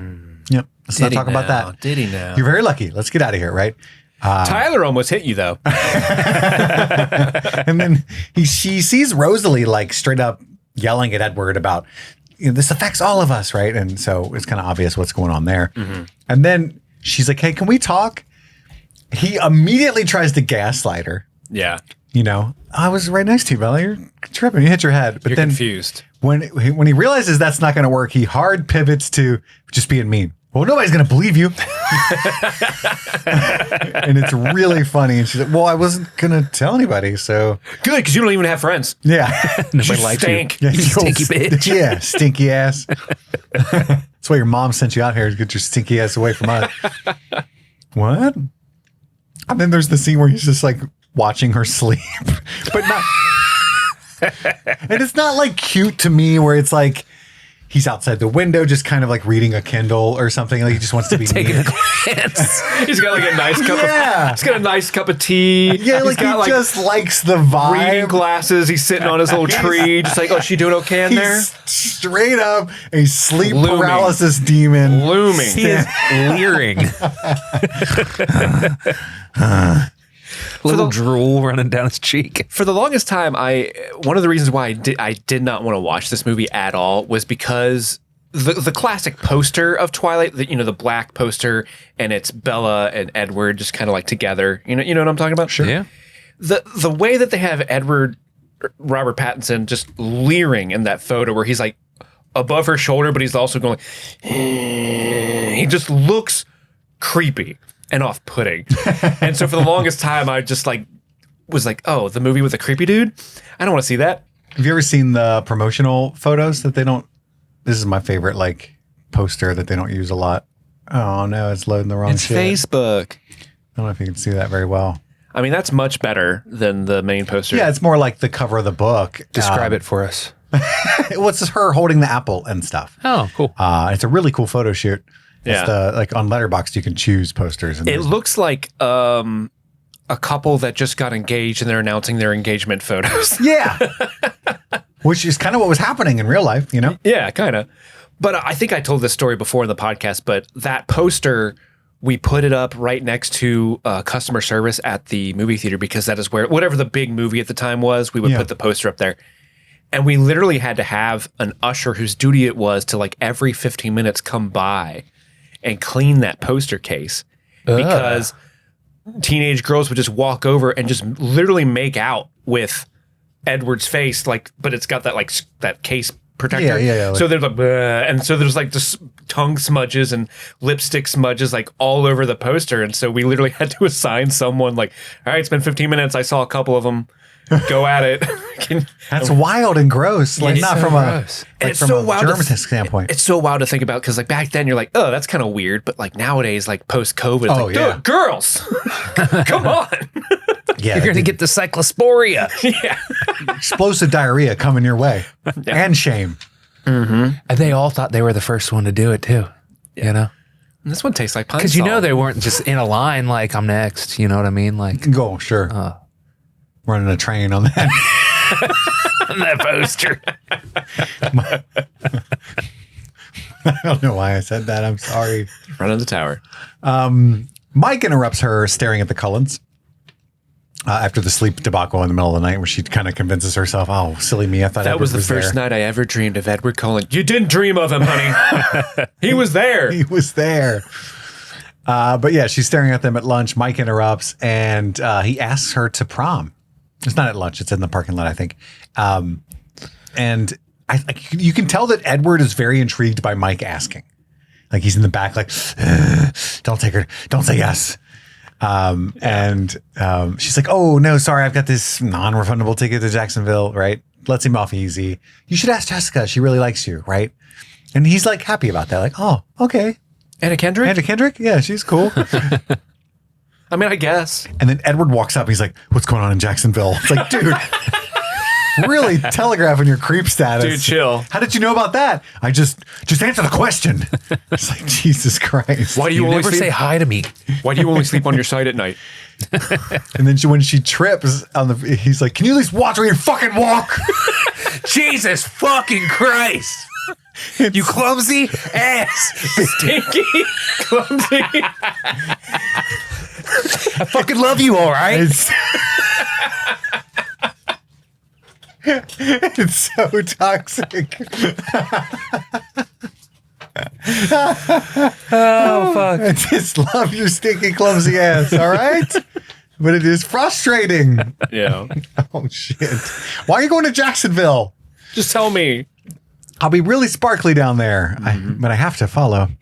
Yeah, but and they have this kind of weird convo where she's like, fuck off then, all right? And then, Mike successfully asked Jessica to prom. You got Eric out there. It's a worm, Bella. Oh, God. That's my guy. And then he walks up to her and goes, Bella, we shouldn't be friends. Our bus is full. Seats taken. Do the Cullens just ride in their own bus? They have 2 buses in this town of 3,000 people taking the seniors to a class vacation. In their defense, in the first scene where they're getting on the bus that I skipped over, the Cullens walk up to Bella's bus and start to get on, and the teacher goes, other bus. So and there is an assigned bus. Weird goth kids in that bus. You remember field trips, you had to ride back in the same bus that you went there. It was a whole thing. Oh, I don't remember that at all. I remember the that. teachers had to take I'm not the saying head it didn't count, make happen. sure they had the right people. Well, we had one bus. How many did you lose? I don't know. We just had one bus. Oh, you mean you had a small high school? Yeah, we didn't have a small high school, but whenever we went on field trips, it was just, I don't know. I don't remember us having multiple. At least Dude, we didn't went go on anywhere that trips had with multiple 6 buses. or 7 buses. Yeah, dude. Sometimes Maybe we didn't. I just don't remember. filling them bitches up. I could have just been that kid who was like, "This is the only bus, and everyone's in it. My friends, But my teachers." I distinctly remember oh, fucking Andy and Nathan are on the same goddamn bus. And Again? I'm with Melvin. Fuck. Melvin. What's up, Melvin? Clumsy, stinky, Melvin. I kind of love him. God, he's got the worst Game Boy games. Never shares his snacks. And he wants to yo-yo all the time. Yo-yo. He doesn't even know how to walk the dog. Oh, yo-yo was so cool. Yeah, we got a yo-yo. It's going to phase. come back. It never left, yeah. baby. It always does. Yeah, it's really funny. But honestly, on this watch, I'm like, no, fuck it. This does make sense because it's so goofy that he's like, Bella, we shouldn't be friends. You walked over here to tell me that you're a ridiculous person. But I can remember being a teenager and just being so fucking dramatic all the time. Oh, for sure, yeah. Setting up these pieces just to watch them fall because that's what they do in the movies. And, I love it. It does make sense in its own weird way of a time we'd all like to forget, To preach. Speak on it. But her mom's been calling all worried ever since the accident. And Charlie's like, she seems happy. And Bella doesn't even want to remark on that. Yeah, because Phil's a good guy. Yeah. He is. Yeah, we stand Phil in this household. We do. La push, baby. It's La Push. La push, baby. She'll go if he stops saying that. The push. It's over there. That's the name of the beach? Yeah, over on the Quileute Res, the beach, La Push. She invites Edward. We get the apple first, though, the Yeah. cover. Classic. This is the Tobey Maguire Spider-Man catching all the snacks thing in this movie. It Oh, took a really? bunch of takes, but it's practically done kind of thing. Well, I didn't mean that necessarily. I just meant it's the effect of the scene is the same. They're trying to do the same thing. It's very similar. Yeah, because it falls. Got skills. It falls off the desk. He does like a soccer little kick up on it and then catches it. Is that what Yeah. the action is? Okay. But he's doing the cover of the book. Yeah. Pretty and, cool. and then it cuts to White. He's like, eh? You like that? You were like, Apple? Get it? She just goes, nice. She should have said, you caught that, huh? Yes, that's great. But yeah, he catches the apple and goes, if you were smart, you'd stay away from me. Let's say I'm not smart. Well, I've noticed that about you. The only reason I can come up with your mind being empty when I look at you. She invites him to La Push, though, and he's like, no, I can't. The place is too crowded. And then it hard cuts. No one's there. Yeah. And it's not that kind of beach. Like, it's super cold, right? Looks very rocky. Yeah. Bella tells Angela to ask Eric to prom. And this is where Jacob and the boys show up. And they're like, oh, what are you doing here? And it's like, this is our reservation. Like, what are you doing here? Colonizers. Just walking around eating Twizzlers. Yeah. Hell yeah. Yeah, Bella's definitely not surfing. She would die and kill everyone else there if she tried to surf. Thousands dead as. I used to love Twizzlers, dude. You know what fucking sucks, though, is red vines. Never had one. They're terrible. Is that like the blue label Twizzlers? Yeah. It's Okay. like blue packaging, but they're still red. Yeah. Okay. It's like the OG, like, movie snack version of Twizzler, Mr. Pippin Red Vines equals crazy delicious, as the Chronicles of Narnia once told us. but it's not true. shit. It's just not true. It's like what everybody thinks Twizzlers are, those are, and i.e. shit. I've never been a Twizzler fan. Yeah, you're not a licorice guy.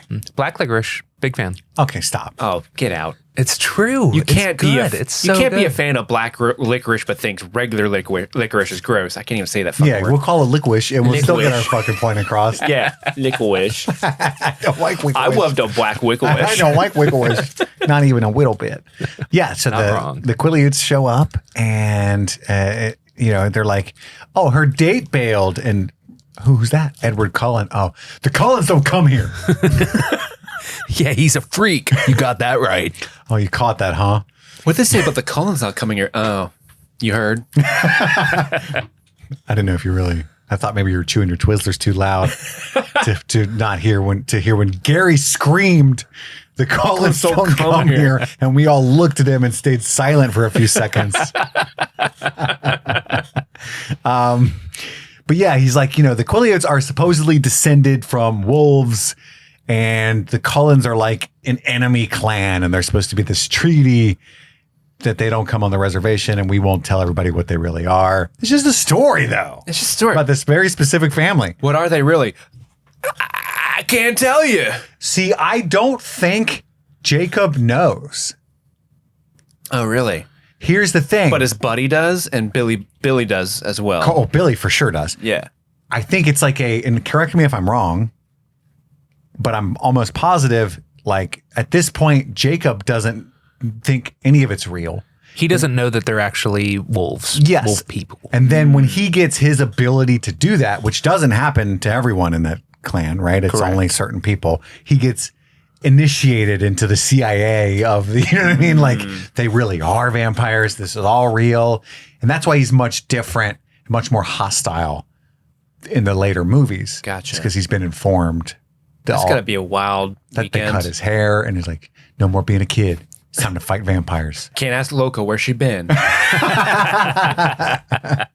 I'm still going to do that. Any hoozle. I think that's the case. That's It is why fun when they do the flashback when he's describing the his great grandfather finding them on their land years ago. That's a really funny scene because they're all just wearing like It's just them. 1920s clothes. And it's so funny. But around a dead deer. So did they just move here or did they just move back? Dun, dun, dun. No, they moved back. They moved back. Yeah. It's answered. Yeah. Yeah. So then all of a sudden, we see that boat guy, Waylon, having the best day. He's singing along and stuff. I felt sorry for that guy. He was living his life. He's like, woohoo! I haven't had this much fun since I gave kids little bottles of alcohol when I was Santa. And he finds a chick that's hot and strong enough to yank his motorized boat back into the dock, and he's turned on He's by like, that. hello. Hey, what's Take a up? good look at the motherfucking boat, bitch. Exactly. You know what I'm saying? He's the best life, dude. Then he sees James just not wearing a shirt. James. Oh shit, I'm going to be in the wrong side of this sandwich, ain't I? James. You want in on this? I'm not all the way out, but I'm not as in as I was. Let's not play with our food, James. Meow, that's right. That's Eddie Gathegi. I know. Mr. What was his name? I almost said Mr. T because he's got that T. Is it Mr. Terrific? Terrific. Mr. Terrific. Yes. Yeah, dude. Eddie Gathegi. August is heating up, Stream Fiends, and you know what keeps us going through these dog days of summer? I know you do. It's our Patreon supporters. And of course, we got to give a special shout out to our super patrons, the folks throwing down $25 a month or more to make sure Streaming Things keeps streaming things. So let's give it up for Aaron Armstrong, A.K. Ashley Ray, Albus Stinkpot, Alexis Adler, Anthony Corona, Big Train Jr., Bloffpum, Brett X, Brianna Williams, Kaylee Sampson, Cami Shu, Charlie Friday, The Letter D, Daniel Pack, Darcy Way, Dr. Rock Art, Elbander, Emmy, Erica Lee Barclay, E. Scramo, Evan, aka Kiltman, Hatshepsut the Fair, Haley B, Jay Rich, Jeanette Murphy, Jen Robinson, Jim E, Joe True, Joe Velez, Josh Stitch, Jay Scramo, Just Liz Calabria, Jadinklage Morgoon, Kalisha Reeves, Kyle, Lady Trashley, Lil Tickler, Maddlestat, Narvel Toughnuts, Paula Garcia, Rabbit Dog in a Barbie Car, Rebellious Angel, Sean Myers, Sun-Loving Mortal, Suzanne Rode, Susie Callahan, Svento7, Tulloon, Tara, Trisha Bueller, Upside Down Canuck, VT Hootie, Casey McCain, and of course, Enza.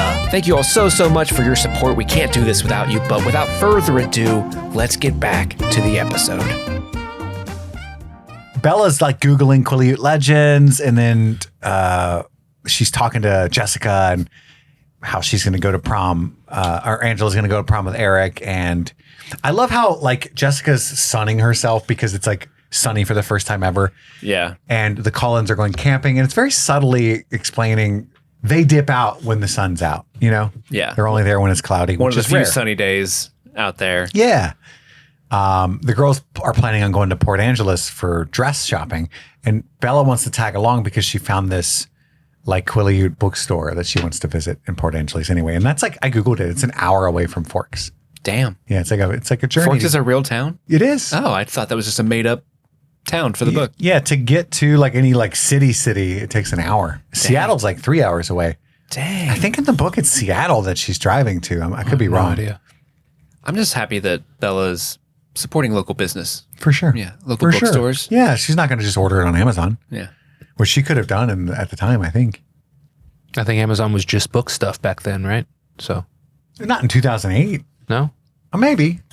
I don't remember. But I remember it. I remember when it was. But even just when the books. book was written, it was definitely a thing, but it was probably just books. Yeah. Bookstore. I don't know. I don't know when they started selling everything. Jeffrey Bezos. You did it. And then some dudes are creeping on the chicks through on the young girls through the window. Not cool. Yeah, it was weird. And then she buys the Quileute book at the bookstore, and then someone's watching her through the trees, but it's probably Edward. I do this a lot. Just checking on you. Is it weird? I'm just up here reading my Kindle. It's cool. She picks it. I got my Kindle. You're making fun of me, but it would have been different. If he just wanted to be near her, that's romantic. Yeah. Yeah, that's way less He's just threatening. if sitting he's- at the edge of the bed with his book. Or outside. Yeah. There's Peeking something in about every now like, and then. Still not cool. if he's there and he wants to protect her, it is way less weird if he's also got like a secondary activity that he's like Yeah. instead of just looming over her. That's what Don't I mind do. me. I'm just playing Pokemon Go. There's a gym here. There's a gym here Gotta catch in them your all. bedroom. I'm gonna set up a lure and I'm set. Yeah. Okay. Maybe setting up like hierarchies of weirdness is actually extra weird. I don't know. I like That's it. on me. But anyway, the creepers come back. The creepers do come back. She picks a really nice alley to walk through. She's like, this is a good shortcut. Oh no. And all the creepers show up. But Edward pulls up, tells her to get in the car, and he fucking whips it away. It's so cool. Oh, it's so cool. He's such a good driver. He was a stunt driver in another life. Well, he's got such good reflexes.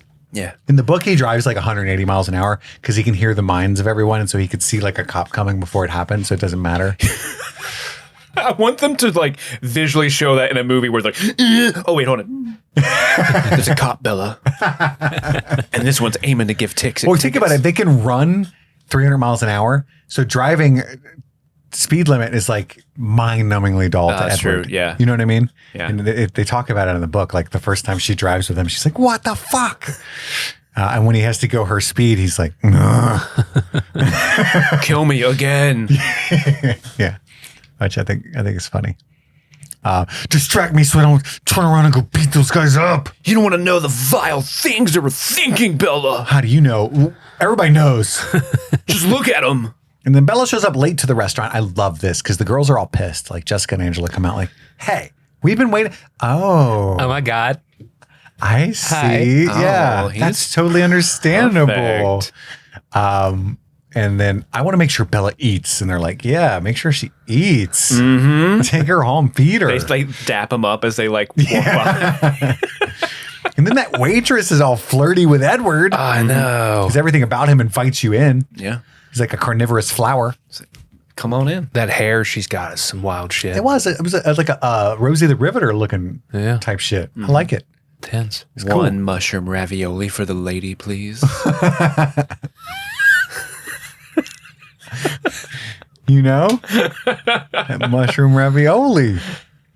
I'm on a special diet. That's why I'm not eating. The diet is people.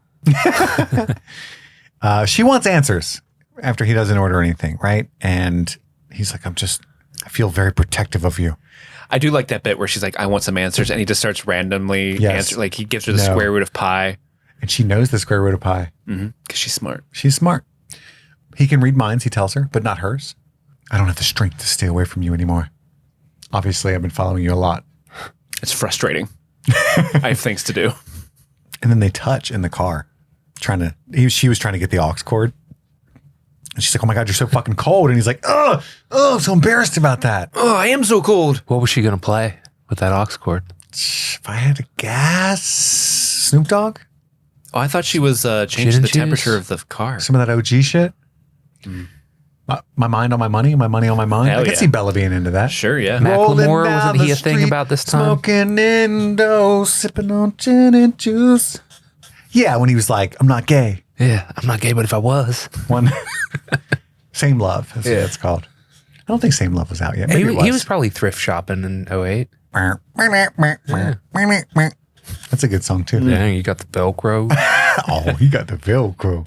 I'm gonna pop some tag. Only got $20 in my pocket. I'm gonna hunt for a come up. This is very fucking scary. awesome. Oh. Very scary. Very scary.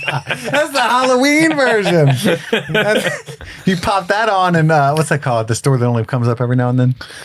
Come on, guys. Halloween Express? Yes. Yeah. Brain went Christmas tree store. I love how you described that as the store that only pops up every now and then. Every Halloween. It's not random. Pops up every now and then.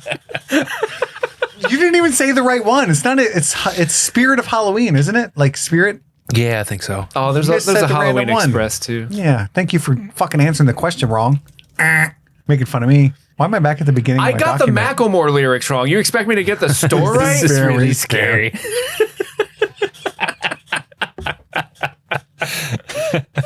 Think about it with the beat of the song, though. It makes like a fun, like spooky song. You know? Yeah. This is spooky time. Yeah. Ooh. I love it. We should make the spooky version. This is why everybody hates our show. This shit right here. But anyway, they touch in the car. It's cold. They pull in. She sees Charlie and Carlisle's cars at the gas station. They're kissing again at the police station. And they find out Waylon Forge was killed. Another animal attack. And then Carlisle looks like kind of knowingly at Edward. And you can see that they're speaking telepathically. They're getting closer. It wasn't. It was a vampire. It's really nasty. Totally a vampire. They bit him everywhere. I think it was that James guy. She goes in to comfort her dad, and he gives her bear mace.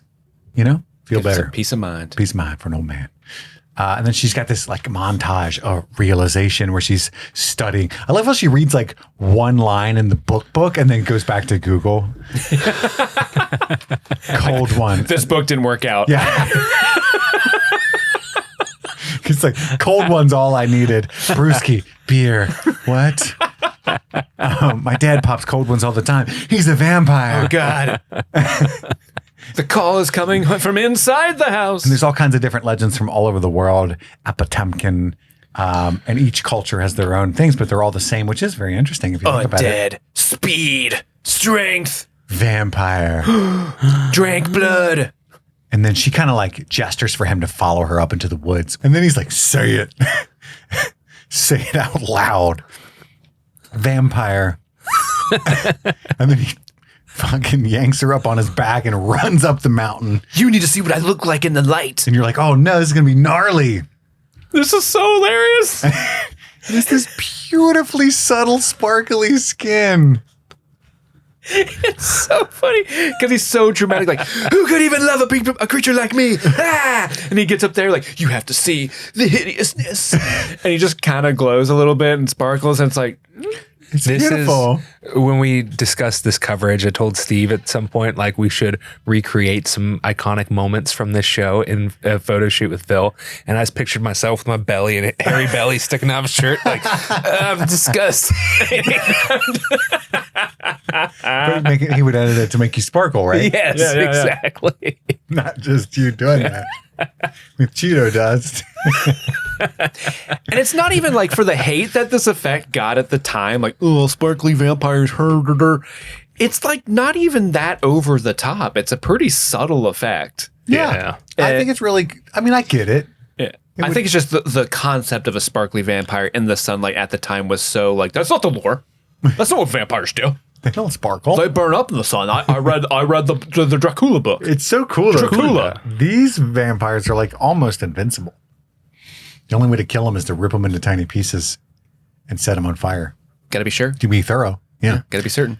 And This is the skin of a killer, Bella. this whole scene is in the book. I mean, they do some more dating and stuff before this first in the book, but they kind of jump right to it here. But I love the whole, as if I would need any of that, because he's like, everything about me invites you in. Like, The perfect predator. I have a good smell. People are comfortable around me. They're attracted to me, but I don't need any of that because you can't fucking outrun me. You can't fight me, bro. And he's shadowboxing her and stuff. Watch me throw this stick. And it's just a stick, but it's a root, I think. Yeah. He ripped it out. It was tough. Yeah. Your scent is like a drug to me. I've never wanted a human's blood so much in my life. You're my own personal brand of heroin. Have you done a lot of heroin, Edward? Yes. Why, you got some? I'm bored. We used to do that recreationally when I was born. It was in Coca-Cola when I was a kid. Yeah. I am afraid of losing you. Oh, you shouldn't have said that. So the lion fell in love with the lamb. Stupid ass lamb. What a masochistic lion. My nude says he touches her boob. Does he touch her boob? I don't think so, buddy. It looks like, I feel like he got somewhere in the You vicinity. must have in your mind, yeah. Not in your mind. Not in your mind. Yeah. But he must have for you to write that. But I didn't notice. Andy leaned forward. I knew 3 things for sure. 1, Edward was a vampire. 2, there was a part of him, and I didn't know how dominant that part was, that thirsted for my blood. And 3, that I was unconditionally and irrevocably in love with him. And 4, he's standing behind me right Isn't he? now. Right? Just tell me. I mean, that's kind of it's good dramatic tension for a movie like this, but it is like problematic when you distill it down to like relationships where his loving Bella and wanting to kill Bella are the same craving.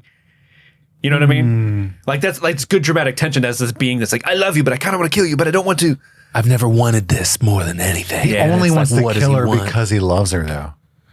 But it's also like she smells like the best steak he's ever not had. No, you know what I mean? no. You ever had like cute aggression? Explain more. So it's like, it happens a lot with when you have a baby, but it definitely happens too, I imagine, especially the way you love your dogs, where you just, Oh, you want to shake them? you see them, you just want to squeeze them, just want to, Oh, yeah. till their eyeballs bust out of their head. Yeah, 'cause they're Pippin's so- scurrying away right now. It's like that, but with, grown-ups, because he's a vampire. Well, I think also she has like exceptionally good smelling blood because Alice later is like, oh my God, she does smell good. Right. And like Jasper loses his shit and like has to leave the room and stuff. Where's she from? Phoenix, Carlisle. She's from Can we Yummy Town. move there? I heard this place, Sedona, sounds great.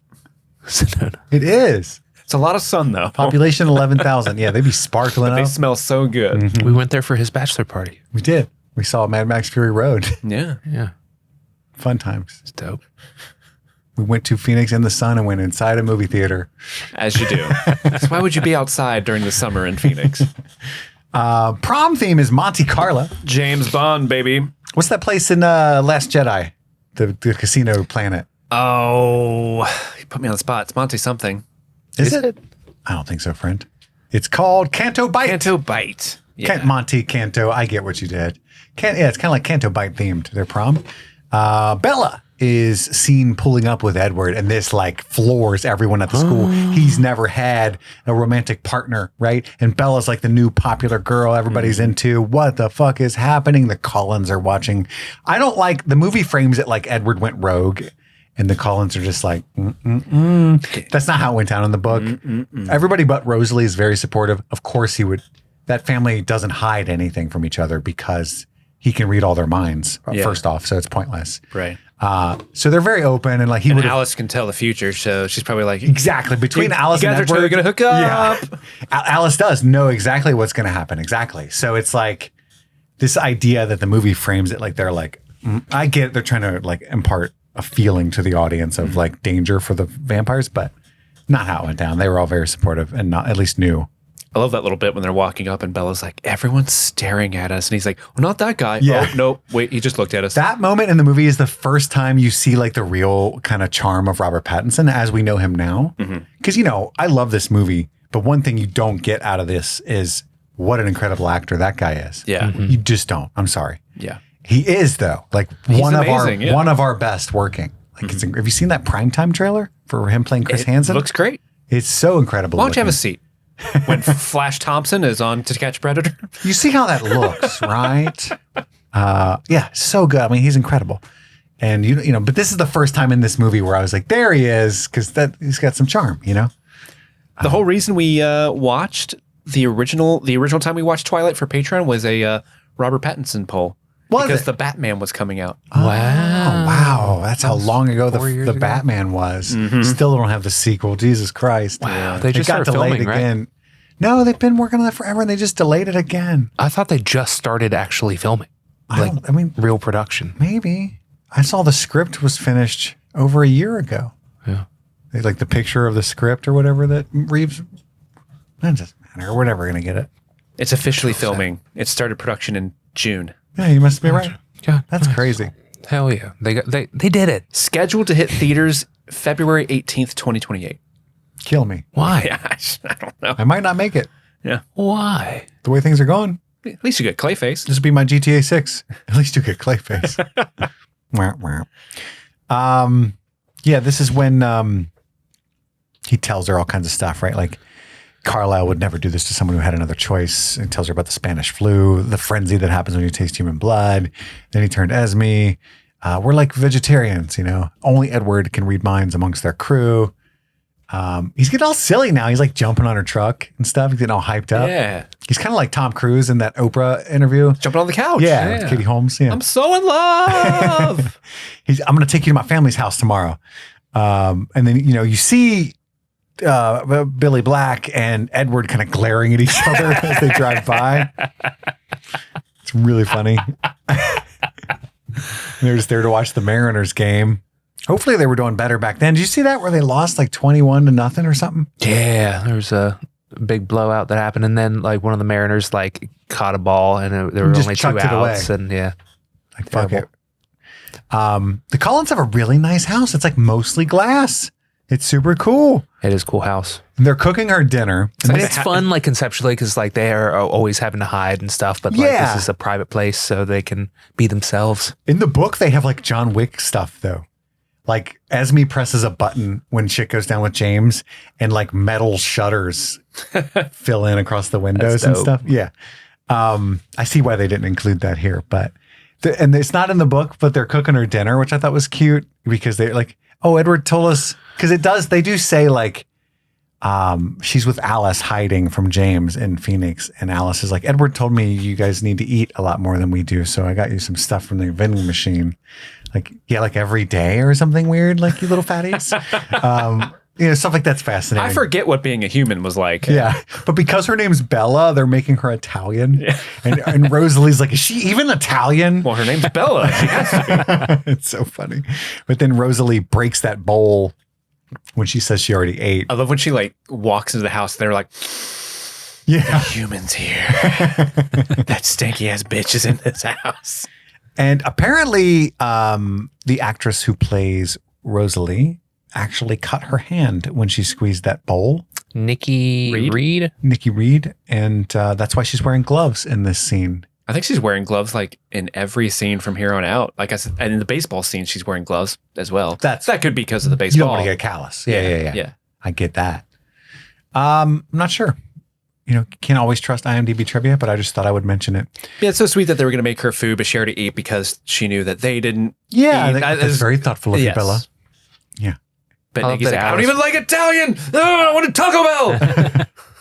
I love that Alice walks in on the tree. It's just a fun little Manic Pixie Dream Girl intro for her. Yeah. She's always sprightly like that. Yeah. Who's that ghoul behind you, Alice?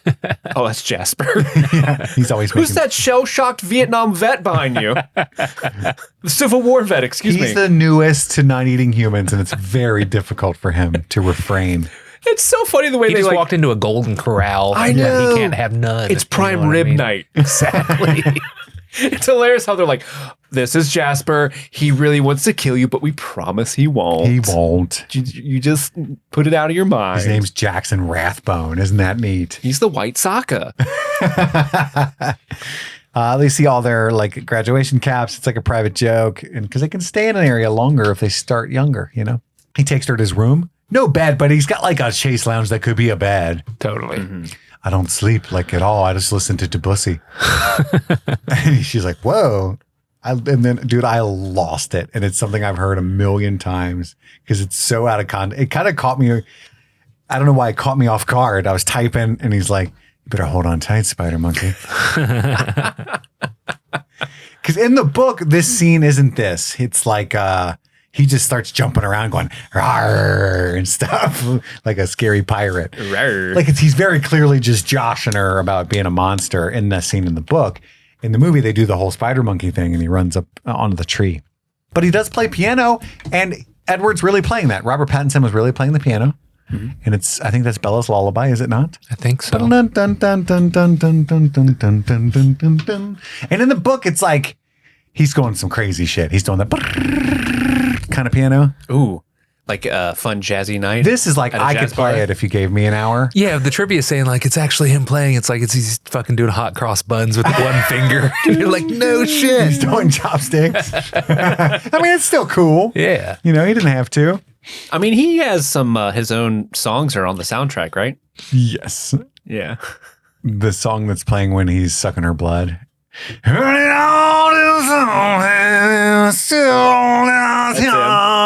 Eddie Vedder? Yeah. People hate on it, but like that's the kind of music I listen to where you can't understand anybody. But yeah, it's funny that you can't understand him. But yeah, that's him. He never released another. He just dropped that banger and then rolled out forever. Well, I know he didn't want to. Like he was kind of pressured into doing it. He's like, I don't really want to. It's a random thing to pressure him to do. Yeah. Like Nikki Reed apparently was like, guys, he plays music. Let's get his music on the soundtrack. He's like, Nikki, shut the fuck up. I didn't know that. Don't want to put my songs on the album. Yeah, Charlie finds Victoria's human footprint because we saw that scene where she was like putting her piggies in the mud. She's leading them east. And Mike says he doesn't want Bella being with Edward because Mike's not minding his own fucking business. Why don't you like me, Bella? I pretended it was raining on you. That's right. That didn't work. That's my move. That's my move. I get them wet. That's what my big brother told me I got to do with the ladies. The boys at the diner want to know if Chief found anything, and he's like, nah, man, that's counties are going to take care of it. But it's all like dramatic, right? Because everybody's concerned about the recent murders, Moitas. And Charlie wants to talk about boys with Bella. He's like, are you being safe? Like, oh yeah, just, Edward's cool. He's been breaking in a room for the last couple of months. Yeah. Bill, I woke up yesterday and there was this weird guy in the tree with his Kindle. I had to shoo him away. Do you know who that is? But he's just in her room while she's trying to sleep, and she's in her undies and stuff. And he's like, I want to try something. He said he's reading Mistborn. Don't move. And then he kisses her, and then she climbs on him, and he's like, oh, stop. And he jumps back. I'm stronger than I thought. You Jezebel. You get away from me. This is Because they just talk all night instead. This is the abstinence sort of messaging that coming through, like the Mormonism. Oh, yeah. Because this movie, I know like the Twilight movies get a lot of flack for the, Mormonism and abstinence that kind of seeps into the text, but this is the biggest example in this movie of that shining through, but it doesn't really, I don't know, if I'd seen this for the first time, I don't know if I would be like, pro-abstinence movie. Yeah. I would just think like, oh yeah, he's a vampire. He doesn't want to give in to the urges. And I get that. The carnal desires. Well, the book doesn't even explain it because it is that he can't, or the book explains it more, and it's actually like really funny. It's kind of like the Kevin Smith talking about Superman thing. It's not just that like, oh, I might suck all your blood because I might sex you to death. I might sex you to death because I'm incredibly strong. That's literally what his fear is. I will break you in half. I will literally snap me off a piece of that. Not that I've ever done it before. Because we're not married. Yeah. Yeah. So that's funny, I think. They should have explained that in the movie. They kind of do. They do? Yeah. You think so? Yeah. Yeah, they talk all night, and which I think is adorable. And then she does tell Charlie she's got a date with Edward, and this is when he's cleaning all his guns, and he's like, "Bring him in." So funny. It's such a good beat. You want to meet my boyfriend? Bring him in. I saw like a rescreening of this some years ago, and the audience loves that scene so much. Like the whole theater busted out laughing, hilarious. and we'd all seen it a million times, so it's adorable. And I love the Bella's gonna play baseball. All right, Sir, I will protect her. In the book, it's a little more realistic. They don't tell her to do anything but watch. Like she would be the worst umpire of these people moving like blurs, right? Yeah. So I think it's Esme or Carlisle that's the umpire, and she's just supposed to watch, which makes way more sense because she wouldn't be able to help. And it's really funny. Like, I don't know if Stephanie likes baseball or if she just did a bunch of research, but no, it's not. You don't need much to talk the way she's talking, knowledge to talk the way she's talking, but she goes way more in depth than this scene does. It's like they hit mostly grounders because everybody's way too good at fielding. It's a ground rule double. That kind of shit. Kind of. But it's like she talks at one point, she's what's it called when you tag she says Rosalie tagged up. Oh, wow. And I was like, okay, Stephanie Meyer tagging up.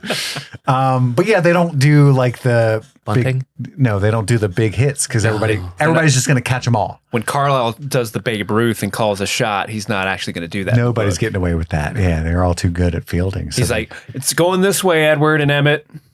It's my monkey man. That always tickles me. I know, it's good. I think it's good. I think it's a little hot when she says that. I love when the two of them go to catch a ball and they both run into each other. And they giggle about it. Like there's something about the two of them like, you dummy, I was going for it. What are you doing? You got to call it. Let's take our shirts off.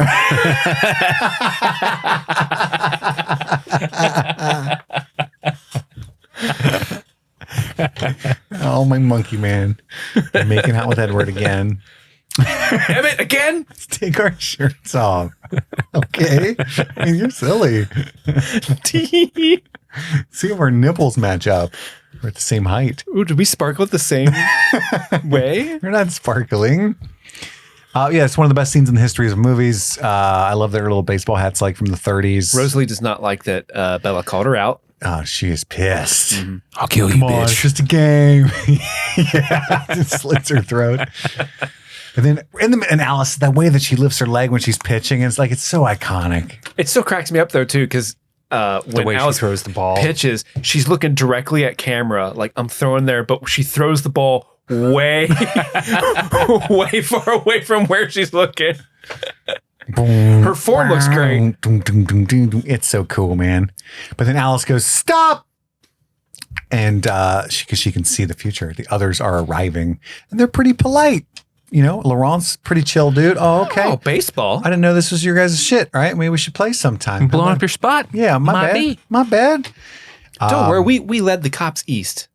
But then when the wind blows through Bella, James immediately wants a piece of it. He brought a snack. You got some Mickey D's? In the book, it sounds like Edward is Boys, the McRib is back. It sounds like they're quite scary.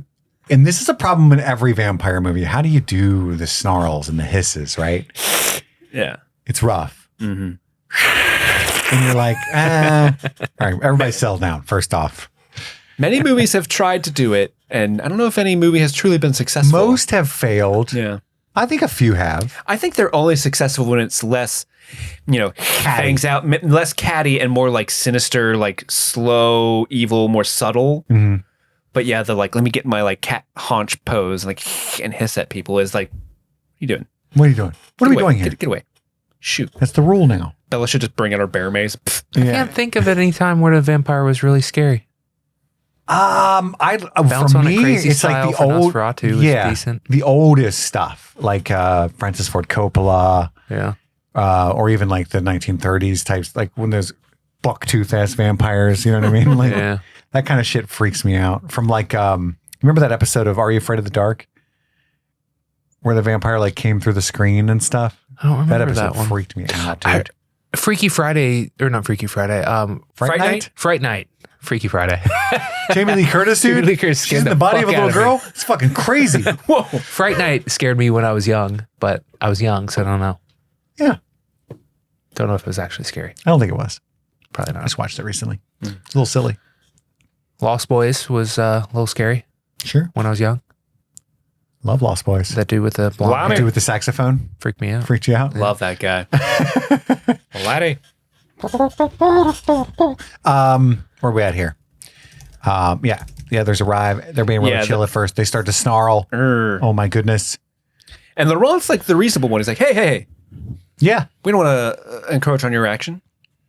We'll leave. The book's interesting. Apparently, like the movie, I think just says, hey, Laurent's the leader, but he doesn't want any part of this fight. Ricky Bobby. You don't want no part of this shit, Laurent. I think I do.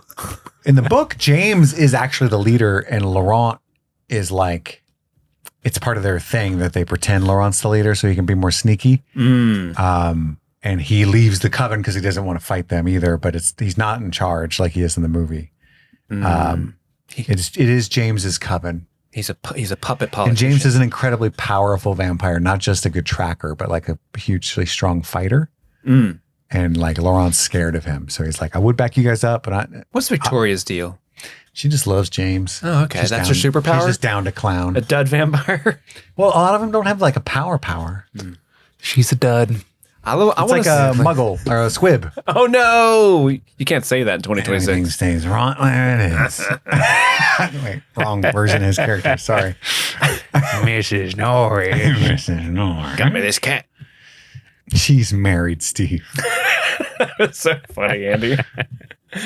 I used to be fun. I can't wait to see the other like superpowers that these vampires have. Like, oh, this is Mike. dude, He can there's- turn into a semi truck.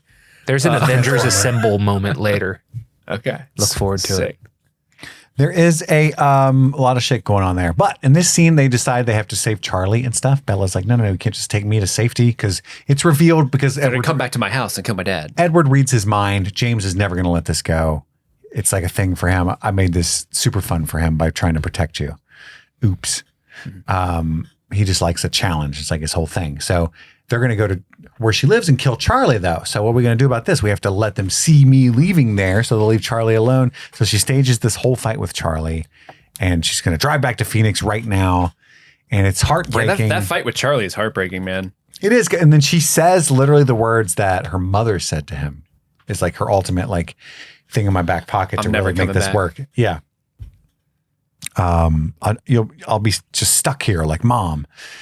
Your father's going to forgive you is what, because Edward's like, hey, it's a bummer. Emmett jumps in the back of the truck, freaks her out. Alice is following behind. It's Monkey Man. I love how she drives by her friends having normal fun, like Eric and the gang. And he's reading her mind like, ah, man, I ruined her life. And Laurent had come to warn Carlisle. So he's there for, I want to smoke. I don't want no part of this shit. You guys seem cool, and I love baseball, and I really hope you invite me for the next game. Alice has to go with Bella because they know Edward's never going to leave her, so he's the only one that can lead them away with her smelly clothes. Can you keep your thoughts to yourself? Bella, you are my life now. This is super reasonable. That is a 17-year-old mindset, though. Like, for sure. Everyone had that relationship. You're like, you are my life. So glad I found you. Third period. Phys ed. My life changed. Forever. I know it's only fourth period, but I know this now. She tries to call her mom repeatedly. Alice sees that James did not take the bait because she can see mentally, right? See the future. And ultimately, it's all going to end in this ballet school in Phoenix. You know this place? That's weird. Did we set this up?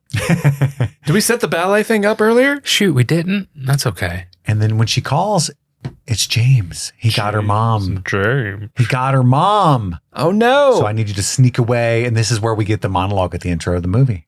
Dying in the place of someone I love seems like a pretty good way to go. She's going to offer herself up in her mom's replacement. Save That's her mom. right. But he never actually had her mom, Kit. Nope, he didn't. It was a lie. He just had a videotape. VHS, old school. He's like, I remember these. Mm-hmm.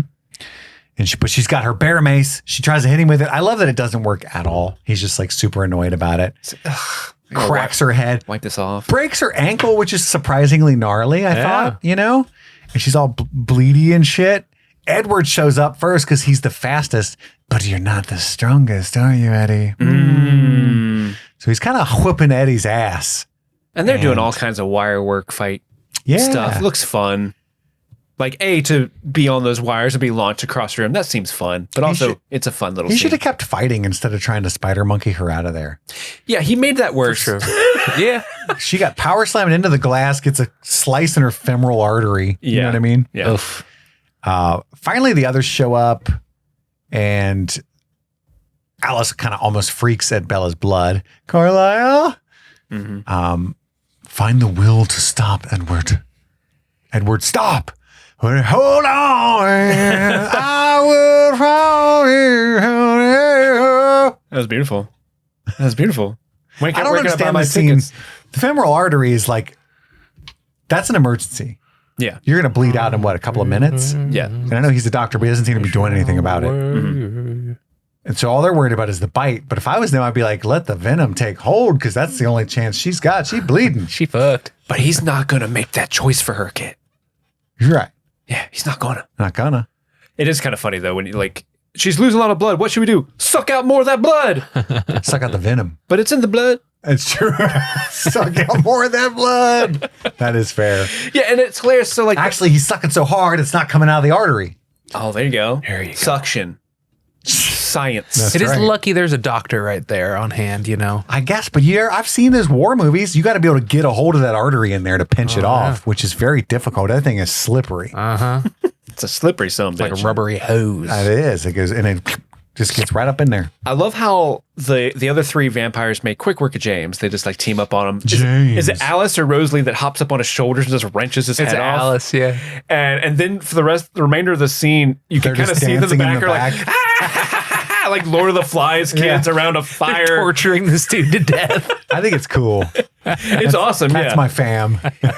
I got cousins like that. You know what I mean? But they're chill. Yeah. And Otherwise, I saw interviews with Catherine Hardrick where they were saying at this point when they're filming this, they had kind of reached the limit of their budget. And so they were doing every smoke and mirrors film technique trick they could do to make it look cool without spending money. yeah. And I think this is the example of you can tell that's what they're doing, but it still looks good. It's super effective. Yeah. And I think it is a great way to showcase them killing this guy and burning him in the background, but making it look artsy, and they don't have to spend the money to put the effects into it. Yeah. You can tell they're not actually throwing a body into a fire pit. It's just a body lowering off frame and fires maybe 5 feet ahead of them, that type of thing.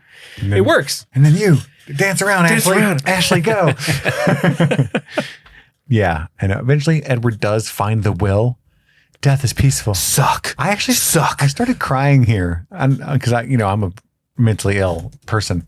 Death is peaceful, easy, life is harder. And I was like, dude, it is. It is It's so hard out here. I've been thinking about it a lot this week. Hard out here for a kid. She's at the hospital. Mom is there. Oh my God, you fell down 2 flights of stairs and through a window. You're such a klutz. Oh my goodness. Medically clumsy. Good thing Edward was there to pick you up and take you to the hospital. Also, somebody bit you. Yeah, right? Yeah. I didn't even think about that. Yeah. Edward never leaves. I just want you to know. It's weird. It's He's creeping your father and I out. He's back there pretending to sleep, which is funny because we know he doesn't sleep. He's like, one Phil eye was open. so worried about you, Bella, because Phil's a great guy. He is. Go get Dad. I have to apologize to him. And then he tells her Victoria ran off and he wants her to go to Jacksonville. She's like, no, I'm staying in Forks. God damn it. And then in the next scene, she's wearing a prom dress and a boot because he's like, you have to go to prom. It's a super important event. It's a rite of passage. Yeah. It's a time-honored tradition. Some people go to 5 proms. Some people go to none. Mm-hmm. Jacob shows up. My dad paid me to come and talk to you. Says, break up with your boyfriend. $20. We'll be watching you. I don't know what that means. He said, watch your back, bitch. I'm not sure what that means. Yo, also buddy, said mo problems? He knows what you did. What did you do, Loca? Last summer? This is one of the instances where I was like, what is the deal with Jacob? It's a cool inside joke, though, when Edward comes up and he's like, as soon as we're back, the wolves descend. Mm-hmm. If you know, you know, If you kind of know, thing. you know. Then they dance in the gazebo and she tells him she wants to be a vampire. And he says, is it not enough just to have a long and happy life with me? Eventually you'll be looking like a gilf and I'll be this young man. And she's like, sure. She's like, you want it right now? And he's like, you want it right now? And she's like, yeah, kind of. And then he kisses her neck and she's like, oh, that sucked. Thought you were going to do it. I'm not going to suck your blood while we can hear apple bottom jeans in the other room. She hit the floor. But I do love how they're in like the high school prom and everyone's being like, woo, high school girls and kids. And it's like, next thing you know, let's go out there. yeah, This it's is a little obnoxious. overstimulating for them. Victoria's watching the whole time. Mm-hmm. That's not good. And then she's Setting like, up for that sequel. this prom theme I hope sucks. I don't get recast because I enjoy this job. Oh, does she get recast? I hope that once the role actually gets lines, they don't pick someone else. That would be offensive. Yeah. Is this the Bryce Dallas Howard? Yeah. Oh, no. Sarah hates that recasting so much. Why? Bryce Dallas Howard's amazing. I love Bryce Dallas Howard. She just thinks that she's not a good Victoria. She thinks that the original actress did a better job of portraying that character. The original actress didn't say anything. I know. I think she has like a line, right? Yeah, What, James. like, you tell him. That's interesting. I have to see. Maybe my wife feels somewhat similar about that. I'm not sure. What does Christina Hendricks do? Nothing? Christina Hendricks? She's not in this at all? No, I don't think so. I must have been thinking of the soundtrack. Different Christina. Steve, I hope you enjoyed that. I hope you guys enjoyed Podcast of a Killer. It's now starting. My pledge to you is that I will read Midnight Sun and New Moon by the time we cover New Moon next week. New Moon's a movie that I've only seen a couple times. Eclipse even less. Historically didn't like those movies very much, very Jacob heavy, but maybe that'll change. Andy seems to love them. I'm excited to revisit them. So that's what we're doing for the next 4 or 5 weeks. And then we're going straight into Hunger Games. I don't know what's up with Rings of Power and Yellow Jackets. We'll figure something out. You guys know. Find more stuff at patreon.com/streaming things. And that's all the time we've got for now. We love you. My name is Kit. I'm Andy. And it's your boy, Steve. And this was Streaming Things, streaming Twilight. You're like my own personal brand of heroin.